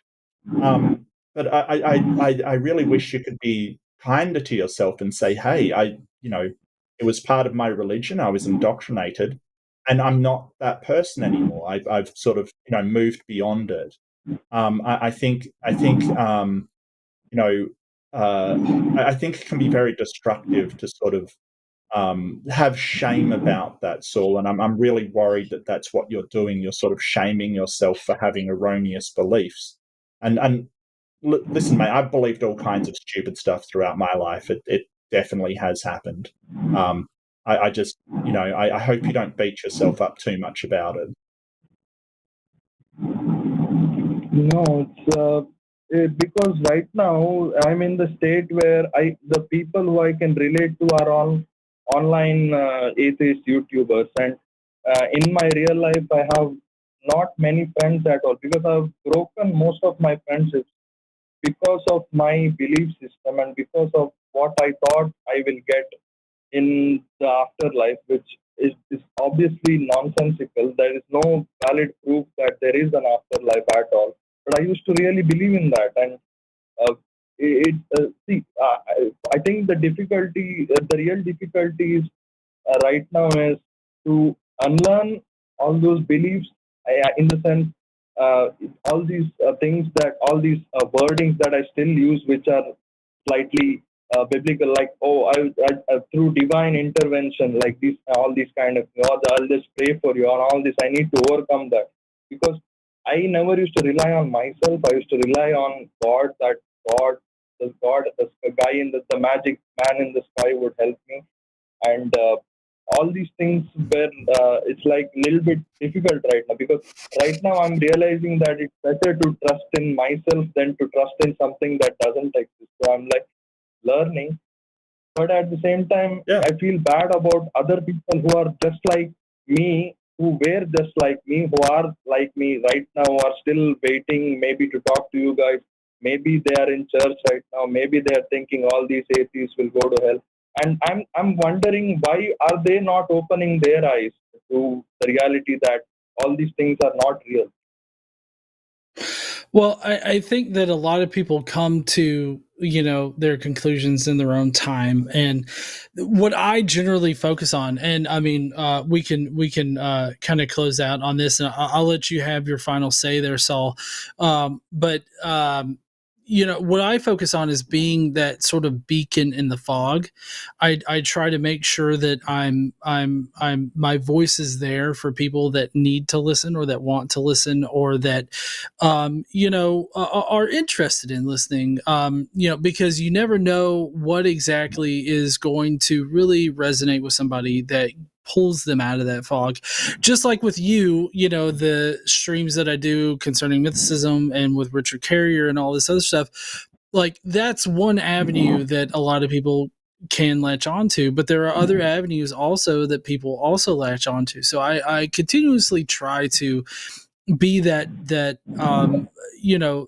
sort of light in the fog that I'm trying to think, that lighthouse, like the lighthouse that guides the ships away from the coast, or at least warns them about the coast. Like I try to be that light in the fog for people, and I hope that most people out there try to be that light in the fog. They don't focus on immediately trying to change people's opinions about things or try to change their religious ideas, but they are voices that are there that open them, that are there for those that need to hear it. And I feel like as long as you stay true to what you believe and everything like that within reason, for your current situation, however that may be in the area that you're in, I think that people that are on their way out or that need to hear what you have to say are going to hear it, and they're going to be comforted by it, just like you were comforted by my words and Richard Carrier's words and all this other stuff. I would probably focus on that and focus on people eventually getting out rather than, why don't they immediately leave now? I would probably focus on that, but I'll let you have the final word here, Saul. Yeah, thanks for your kind words, guys. It was really helpful. I feel much better, and it was really nice talking to you, John, because I never thought I would ever talk to you, to be honest, because I don't know, it's so surreal, to be honest, to speak to someone who you watch every week or watch almost every other day. So it was really nice talking to you, and Mark as well. I hope you guys have a great night ahead. I don't know what time it is there. It's actually 6 a.m. right now over here in India, where I live. It's 6 a.m. I hope you have a great night, I guess. And nice talking to you guys. Thank you very much. Yeah. Nice to talk Thank to you. Thank you so much, Saul. Yeah, it was great taking your call there, Saul. Appreciate you so much.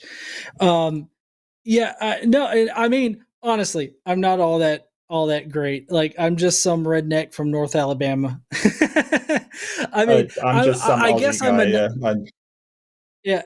I guess I'm a nice person. Like, I try to be a nice person. I try to really build people up and help people when they're struggling with things. Like, I want to be that kind of person. So I guess I understand where he's coming from, but I'm really just a redneck from the United States. Yeah.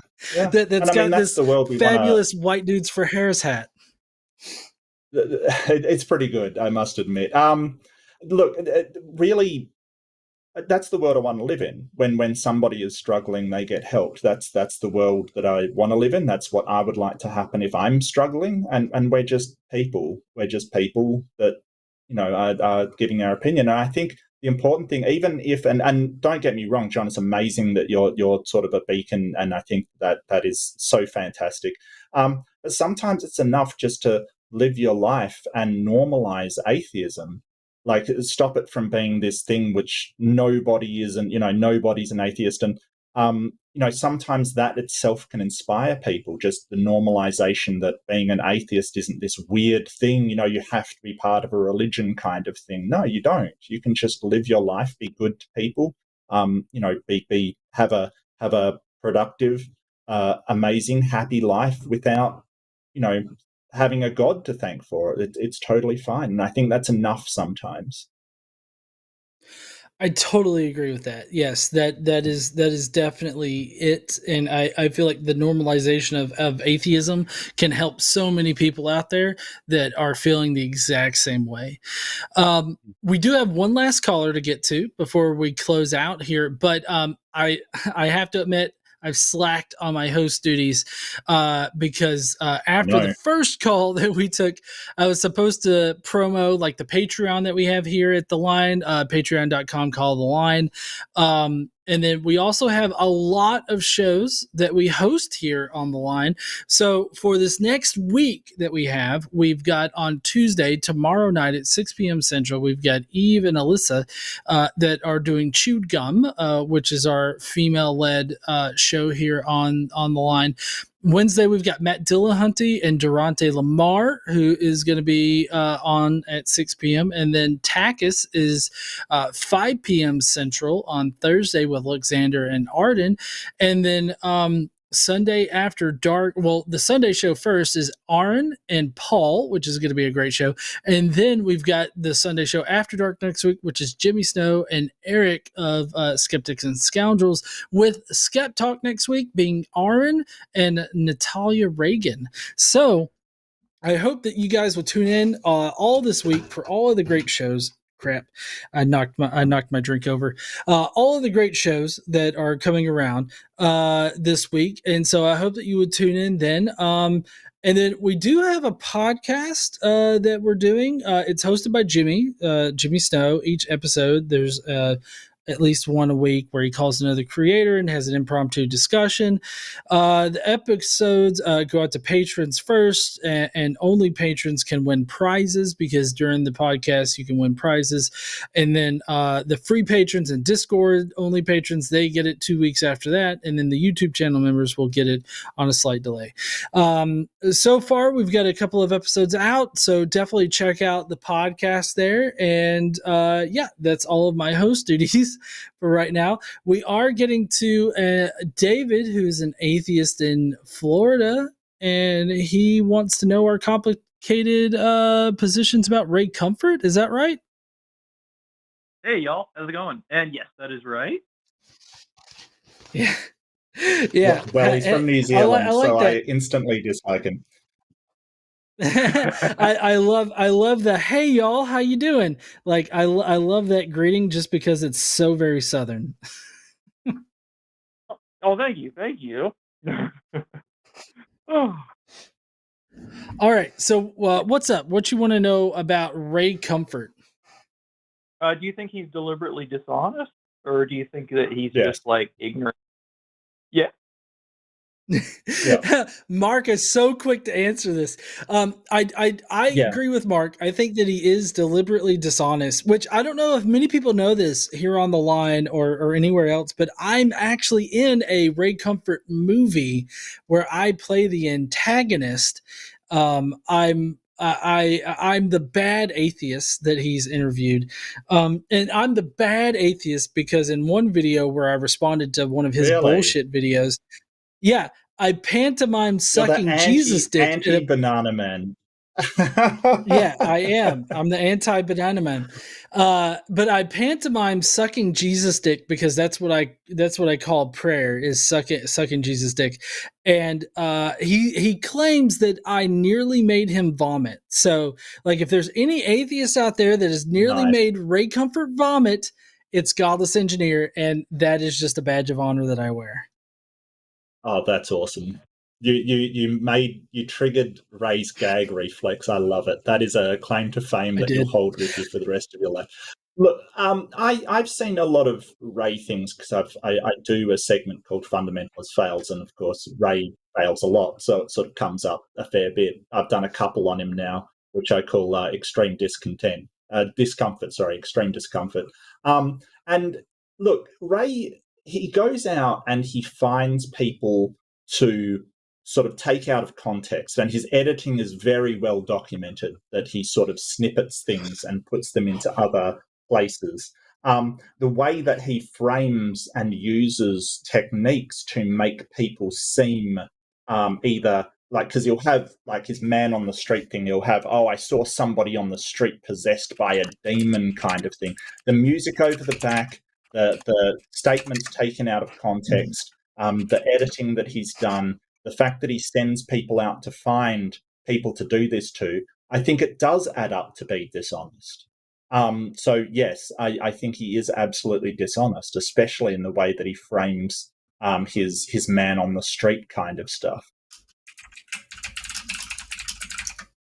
Yeah. So sorry. I just wanted to add this in there. If anybody wants to see the way that Reid dishonestly edits videos, especially with his interview stuff, I have a couple of videos on my channel that's probably titled something Reid Comfort. You can search Godless Engineer Reid Comfort, and like I have my uncut interview that I did with Reid Comfort, which was totally fine. I was a good interviewer or interviewee. Like I was amicable. I was nice. I spoke to him respectfully and all that kind of stuff. But then you can see in his quote unquote movie, I become the antagonist and I'm like the bad atheist in this situation. Like John is like the worst atheist in this situation. And you can tell how he dishonestly edits me. And they're very subtle ways, but it's like the subtle ways in which he edits these videos totally changes like the tone and the meaning of the things that are said in the conversations. And so like people may just sort of shrug this off as being like, it's just a tiny little edit. But I mean, me personally, I totally saw how just the subtle edits can totally change the tone and atmosphere of the conversation, especially with how he describes it. Exactly. Yeah, I feel you. I find it hilarious. Like when he like interviews like people on the street, like he'll talk to basically like random ass folks who don't know anything about the topic, or like who are are unaware of the topic, and especially like about science issues, for example. And he'll talk to people who don't know, who aren't aware of that, and he'll use that to like promote his young Earth creationism type of stuff. Well, it's worse than that, because he gets, and a couple of the ones that I've seen, he gets, like, he'll go find somebody who's perhaps down on the luck or homeless or something like that, and they'll talk about some sort of spirituality or, the universe or something, and he'll sort of go, oh, well, I saw this person controlled by demons, and one of the ones that I saw was, he said, oh, and they started screaming when I left, but like you can hear the track and clearly they're just singing and not a particularly good singer. So the way that he frames these things is so out, like, it's so beyond the scope of what's actually happening. I'm absolutely flabbergasted every time I see Reid Comfort, because I don't know how his audience goes, oh, well, that's what's happening, when clearly it's not a guy screaming because he's demon possessed. It's just a guy singing in the background. It's beyond me. But he'll keep doing it because those are the videos that make him a ton of money. The ones where he has somebody on the street who's demon possessed and, ranting incoherently when really he's just chopped them up so they make no sense. It's very dishonest in my opinion.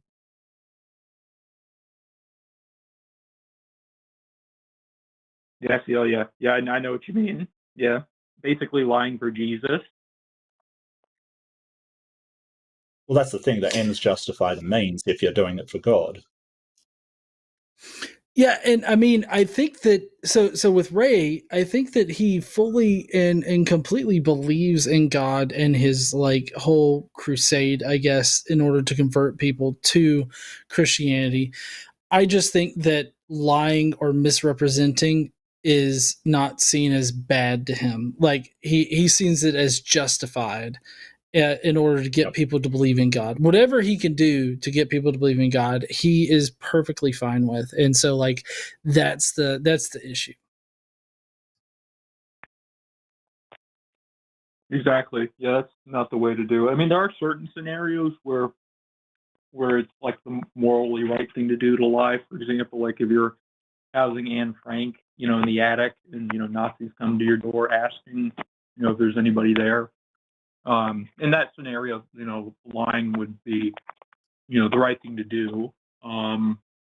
But yeah, I mean, just like what you were saying, I mean, yeah, that's, lying for Jesus is unacceptable.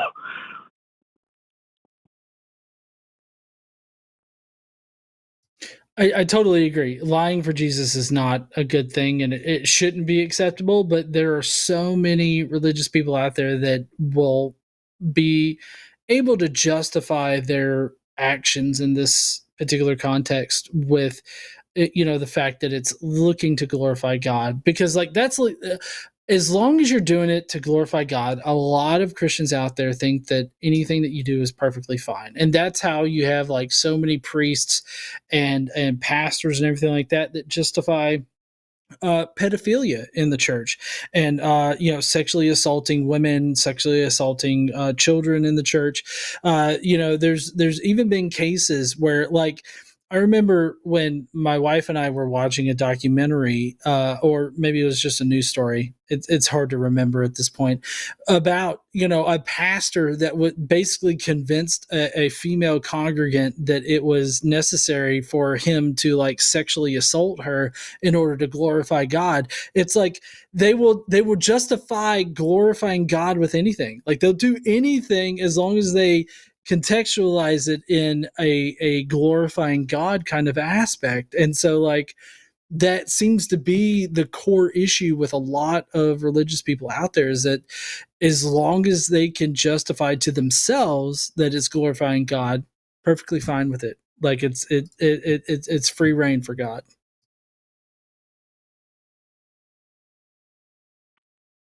Yeah, I kind of I used to be very, very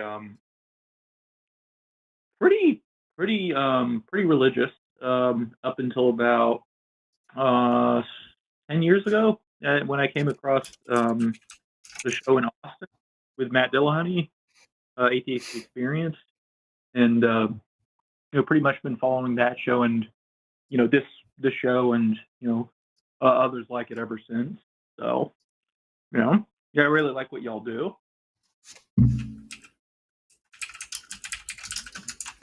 Oh yeah, I totally appreciate you calling in and everything like that. I'm sorry, Mark, I didn't mean to interrupt you there.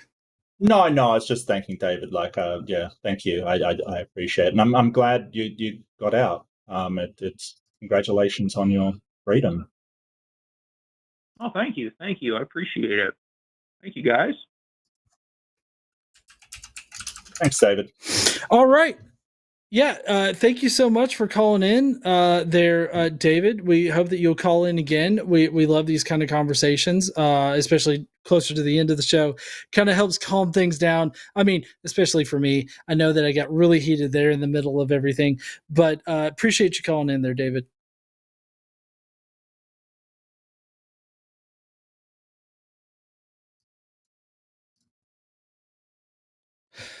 All right. Well, that looks like it's going to be the end of our show tonight. We do have super chats to go through, which I forgot to promo. I'm so sorry to Morgan and everybody else that was probably hounding me about that. But we are addressing super chats, $5 or more. We will be directly interacting with and Mark. We normally shift like people that read the super chats. So I'll start off and I'll read the super chats, and if you could pick up on the next one, that would be great. But we are reading these super chats right now as Morgan gets them pulled up. Here we go. All right. So first up is $5 from William Matz, who says, "What is your favorite breakfast pastry and why is it waffles? Pastries are superior in every way." I will not be taking questions at this time. Well, you're going to take my input on this. I love breakfast tacos. Now, the breakfast tacos with jalapeno sauce and all that kind of good shit. It's got to be eggs and sausage and like jalapenos and all that kind of stuff, and like a little street taco. Like that is my either that or like an egg and a bacon and egg sandwich in the morning. Either one of those two are fucking awesome, and you cannot change my mind. Mine changes a lot, actually, William. I had a croissant donut the other day, and that's now my new favorite kind of thing. It was actually really good. But I must admit, a breakfast taco is pretty baller. Yeah, it's pretty poggers. Yeah. I have to say, I actually got to go to France one time, and my wife went in and ordered a croissant. She ordered a croissant.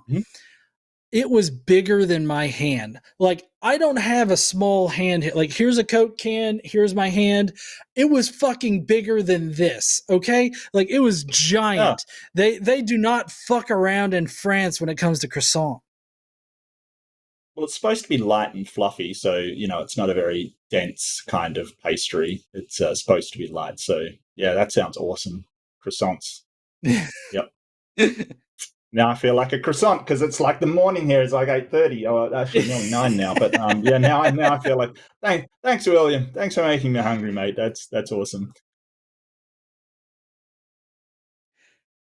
Let's see, can you read this one, Mark? Oh, for $5 from William Mats. I'm sorry if I mispronounced your name. What is your favorite dessert and why is it Matters? I'm sorry, William. What is your favorite dessert and why is it cake? Cake is superior to all. I will not be taking questions. Okay. Again, we're going to provide input. Cake is pretty. Yeah, I think cake is actually probably the best dessert ever. Yeah, I'm a big cake fan. Yeah. So, for me, it depends because I'm diabetic, and so I have to take that into account. My favorite dessert, bar none, out of everything, is my wife's sugar-free cheesecake. That is awesome. You cannot make any like. There's no comparison. Like, it tastes just like cheesecake. It's great. I love it. She's awesome at cheesecake, and like that's the thing that she's known for making and everything like that. Like, she makes so many different varieties of cheesecake, and one of them is a sugar-free cheesecake that I can eat and not have to take like fuck tons of insulin for. And so, like, that is my favorite fucking dessert. What's not to disrespect like cake as a dessert. I love cake too.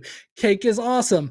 I just have to be very strategic about how much and how often I have cake. And so, like, the cheesecake is like, oh, this is great for like any time kind of thing, you know? Well, cheesecake is still cake. So there you go. That's a good point. It's still cake. So yes, there you go. I think we have a consensus then. I think you, me, and William all agree. I think we've done it. Congratulations. Yeah, consensus achieved. Totally.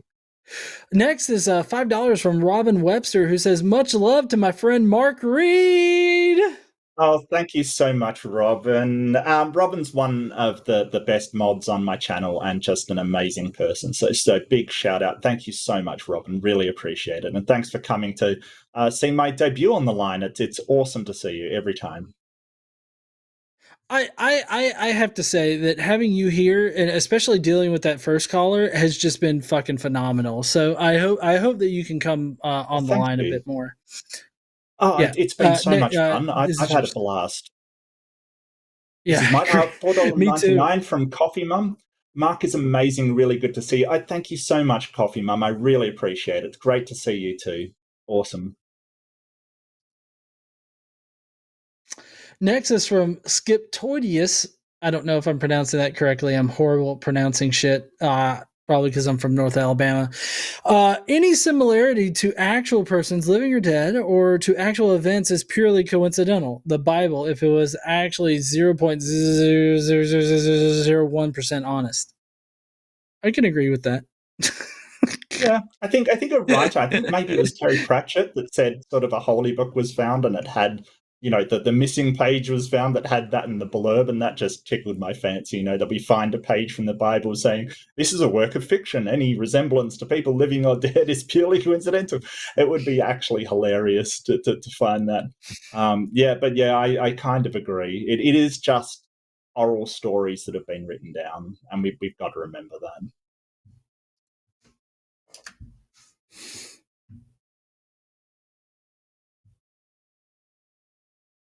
We'll see. I think it's your turn there, Mark.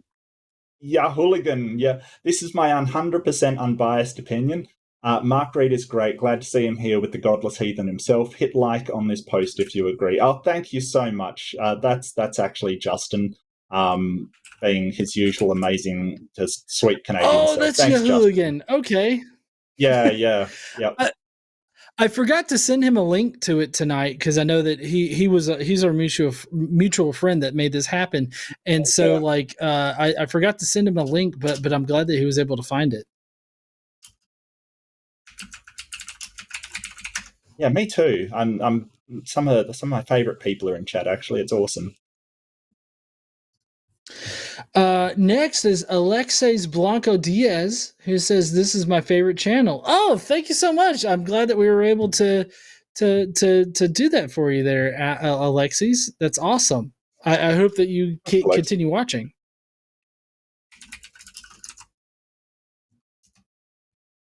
$5 from Monkey at Typewriter. Folk like Adam seems to start at, I think there is a creator. I think is that, wow, hang on, I've got to pass this for a second. I think is that a creator is logical, and like 5 minutes later, they're telling you God's names, wants, likes, desires. And I do kind of agree with that. It seems like, so I've mentioned this before, the scientific methodology and apologetics are kind of antithetical to one another. Because sort of the scientific method, you basically look at the evidence around you and then get drawn to the conclusions. Apologetics, you have the conclusion first, and then you go out trying to find the evidence that makes it true. And you're absolutely right. It's kind of what Adam's doing. He's kind of like, well, the God exists. What do we draw from, like, these certain abstractions to make that true? What do you think? Yeah, I mean, I do think that it's a bit contradictory to start out like, the commenter talks about, and then like they're starting to tell you like oughts and like what you ought to like or what you ought to want or what you ought to do. It seems all very contradictory, and for me, the problem is that like they seem to just presume that God is necessary, or they seem to presume that these are the things that God would want, all on the basis of like the Bible or whatever holy text. And I just don't see any kind of real connection to reality. That's the thing that I can't really get over. Like, they say these things, but they can't actually tie them to reality. And so, like, I guess that's my main problem. Not fair.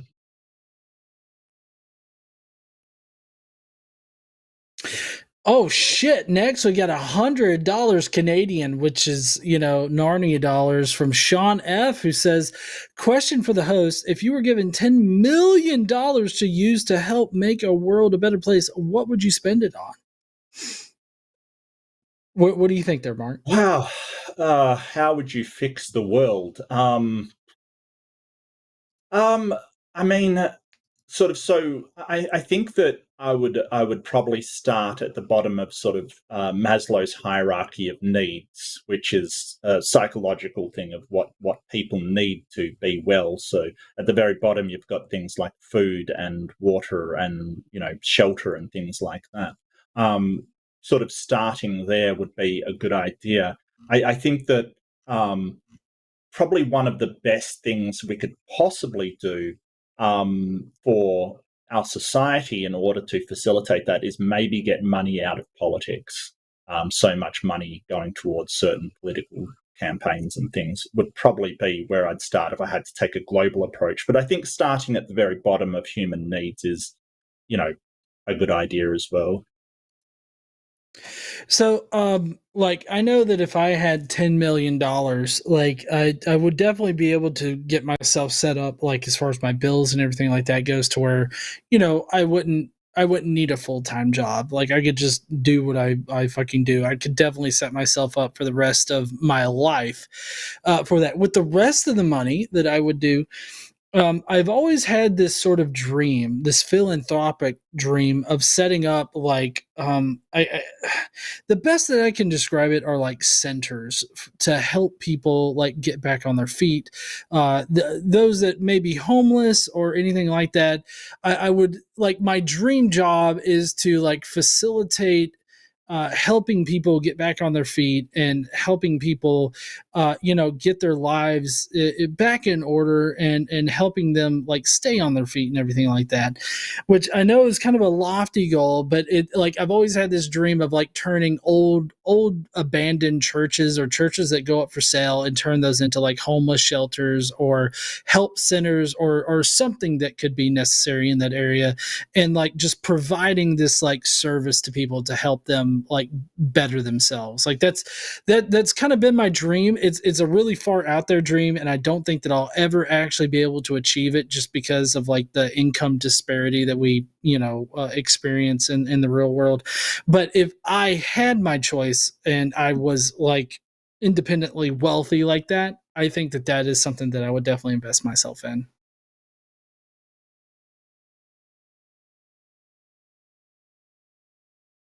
All right, we got. Sorry, is it my turn to read it? I think it's or is it your turn? I can't even remember. I think you read the last one. I think. Well, Okay, I'll just go, and then if I've taken your place, I apologize. For $9.99 from Git Stanfield, the problem with a complete commitment to theism, the implicit mutual exclusivity that doesn't exist, the proliferation of nature is so diverse to where there is no trichotomy, I think it's supposed to say. Yeah, okay. This is the problem with a complete commitment to theism, the implicit mutual exclusivity that doesn't exist. The proliferation of nature is so diverse to where there is no trichotomy. Yeah, I'm not exactly sure what this is referencing. I do sort of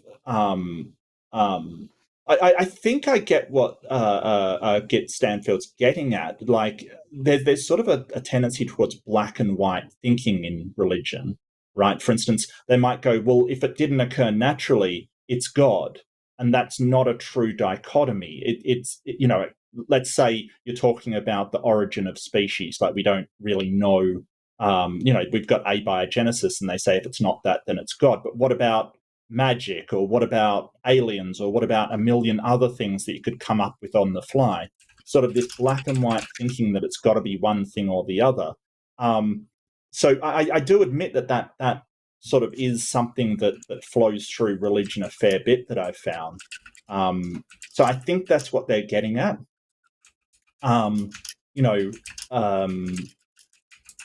Or if we don't have the answer, it's got to be a god. Sort of a god of the gaps thing is also maybe what they're referring to. Maybe. I'm not exactly sure what they mean by like there's no dichotomy or trichotomy.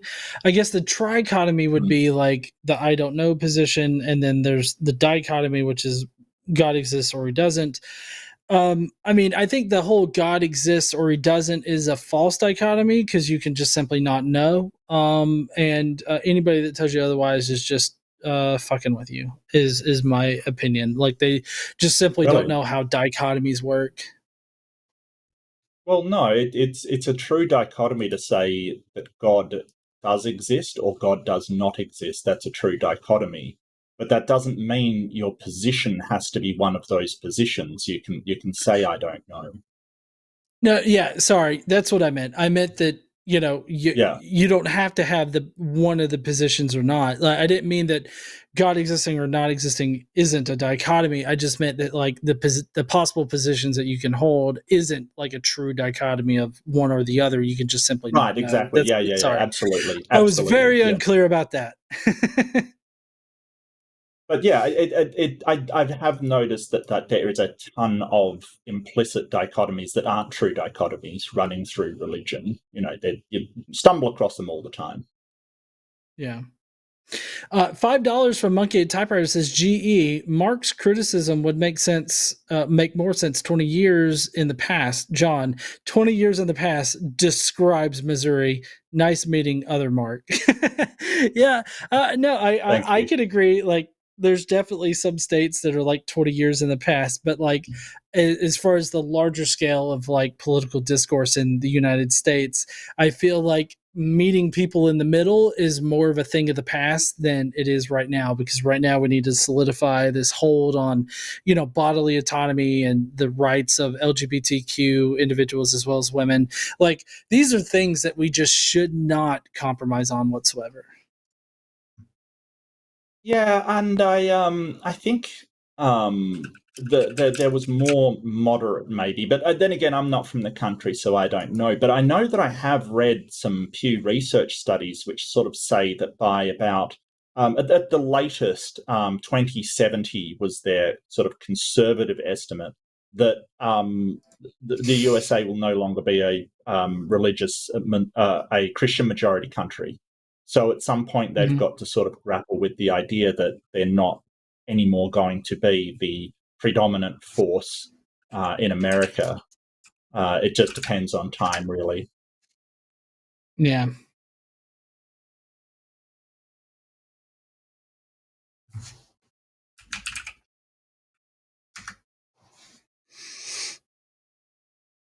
I think this one's for you there, Mark.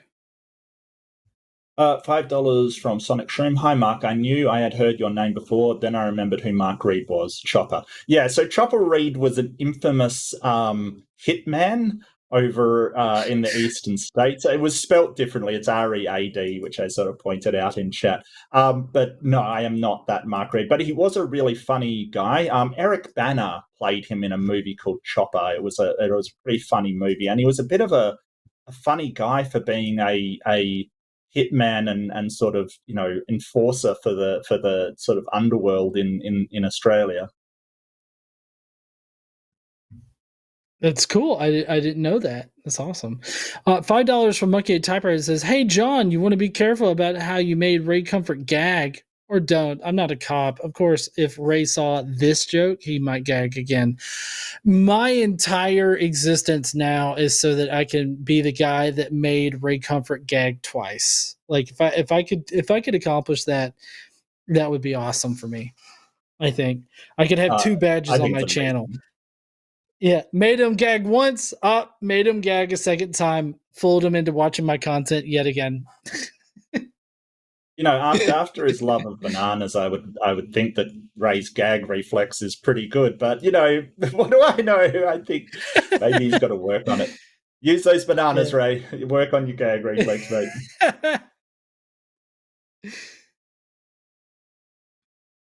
$6.60. Thanks, Hill Hugger. Yeah, perfect number.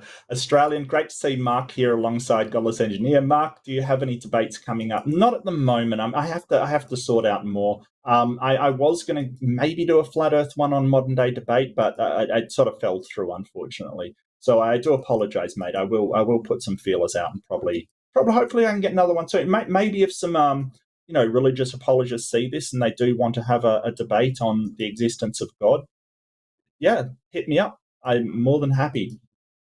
Please. You know, I'm going to keep you in mind for being on my channel and debating somebody of that crazy nature, because people love those kinds of debates. So I'll definitely keep you in mind. I'll keep an ear out for anybody that's looking, whether it's on my channel or not. I love helping people in the community. So I'll definitely keep an ear out for you. Oh, fantastic. Thank you so much. I really appreciate it. $5 from William Mattis that says, I'm gonna have to turn away for this. Titties!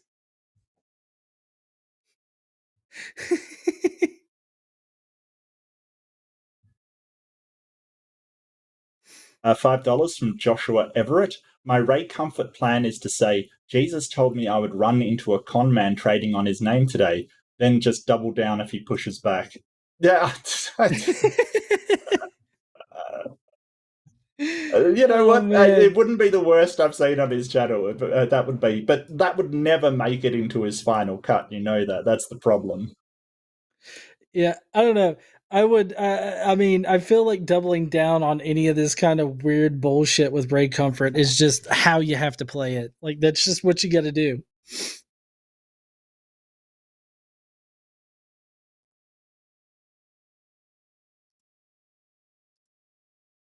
$5 from Nethashiro, who says, "If I had 10 mil, I'd try to create a fully autonomous living space." That's interesting. I mean, I feel like there's a lot coming from a very software engineering oriented sort of perspective. There's a lot of like safety stuff that you have to be concerned with the autonomous stuff, which is some shit that Elon Musk is really trying to figure out right now, with his cars and shit. But like for the fully autonomous living space, I feel like you have your work cut out for you there. It would probably take more than $10 million in order to get that working, to be quite honest. But you do you. Whatever you want to do with the 10 million. I mean, I'm not here to judge. Yeah, I think that IoT, or Internet of Things, is really where everything's going at the moment. I'm not sure sort of the level of autonomy, like say, you can pull off with 10 million. It's probably going to take, probably at least double that to actually make it. I mean, what level of autonomy are we talking about here? I see where you're going, though. Not to have to chop another onion and bore my eyes out would be great. That's fine.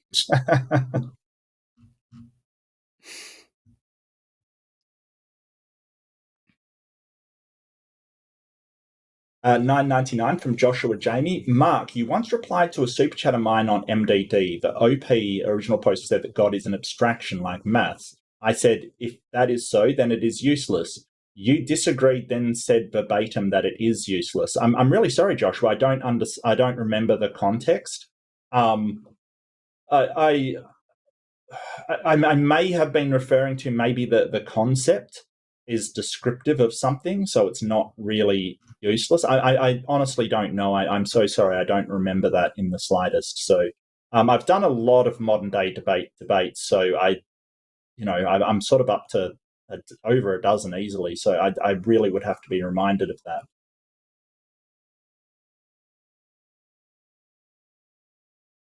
I mean, math is an abstraction, but math isn't useless. I'm not sure why I would say that. Yeah, well, I don't know. My takeaway is that you didn't actually say that. It was just how the person interpreted it. They interpreted it as if you said that. That's how I would take it. But I wasn't there for it, so I don't know. But that would be my initial interpretation of what they were talking about. $5 from. I could have just been mistaken. That's fine. I make mistakes. Absolutely, it's not a problem. So I apologize. We're human here. I contradict myself. Yeah, I'd like to think so. Exactly. $5 from Alishana Silverbow, who says, sorting the order of power comprehends immortal power. Wisdom of Peterson, the random phrase. Sorting the order of power comprehends immortal power. Oh, man. All right. Well, that's going to be it for our show tonight. We really appreciate everybody coming out. Mark, do you want to tell everybody where they can find you and everything like that? Like what you do over there on your channel real quick? Oh, yeah, I just do counter apologetics. I love debate. I do debate reviews, and I look at some, clips of fundamentalists from time to time. I was going to maybe start another couple of segments, but, it all depends on the time I have. But I do want to say thank you so much for inviting me on. This was actually a blast. I had so much fun. So, it was fantastic. And thank you for coming out and being awesome chat. It was fantastic. I loved every second. Oh, I definitely loved it too. Like this has been by far one of my best live streams, I think, here on the line and taking calls and everything like that. Like it's been great having you on here. And I definitely suggest everybody in the comments right now, we've got Mark's link as well as my link. Definitely go there, subscribe if you like the shit that you've heard tonight. We got a couple of last minute chats. We got William Matz who says last. Also, thanks to Faya. I'm guessing Faya may be a pagan kind of god or entity or something. I'm not sure. Oh, I thought it was maybe someone in the chat. I have no idea. And $5 Canadian from Nati Shiro. My first language ain't English. When I said fully autonomous, I mean separated from capitalist, not side-by. Okay, so he means sort of off the grid kind of thing. Gotcha. Yeah, no, I get you. Isn't it? Go ahead. Well, isn't it ironic that you need money in order to get away from capitalism? Like you need capital in order to escape capitalism. It's ironic, I think. Yeah, and I mean, I just with my engineering background, I was thinking autonomous in the autonomous way, and not autonomous as if it's self-governing kind of situation Autonomy, and free from. Same here. Yeah, and apparently they clarified in the comments that Faya is actually Faya that does all the time marks and everything like that after the video post. So I want to say thank you to her, them as well, because they are awesome. Faya Halo does all of the great shit here in the comment section to help people find all the good conversations in every live stream. So thank you to them specifically. So yes, that's going to be it for tonight. If you guys will, we got several shows coming up on the line this week. Definitely tune in for that with great calls all throughout the week. So definitely tune in then. And I guess we will see you heathens later. Don't forget to stand up, use your voice, and thank the moderators. Thank you for Stephanie for doing the call-in screening, and thanks to Morgan for doing the producing. Just thanks to everybody for making all of this good shit happen.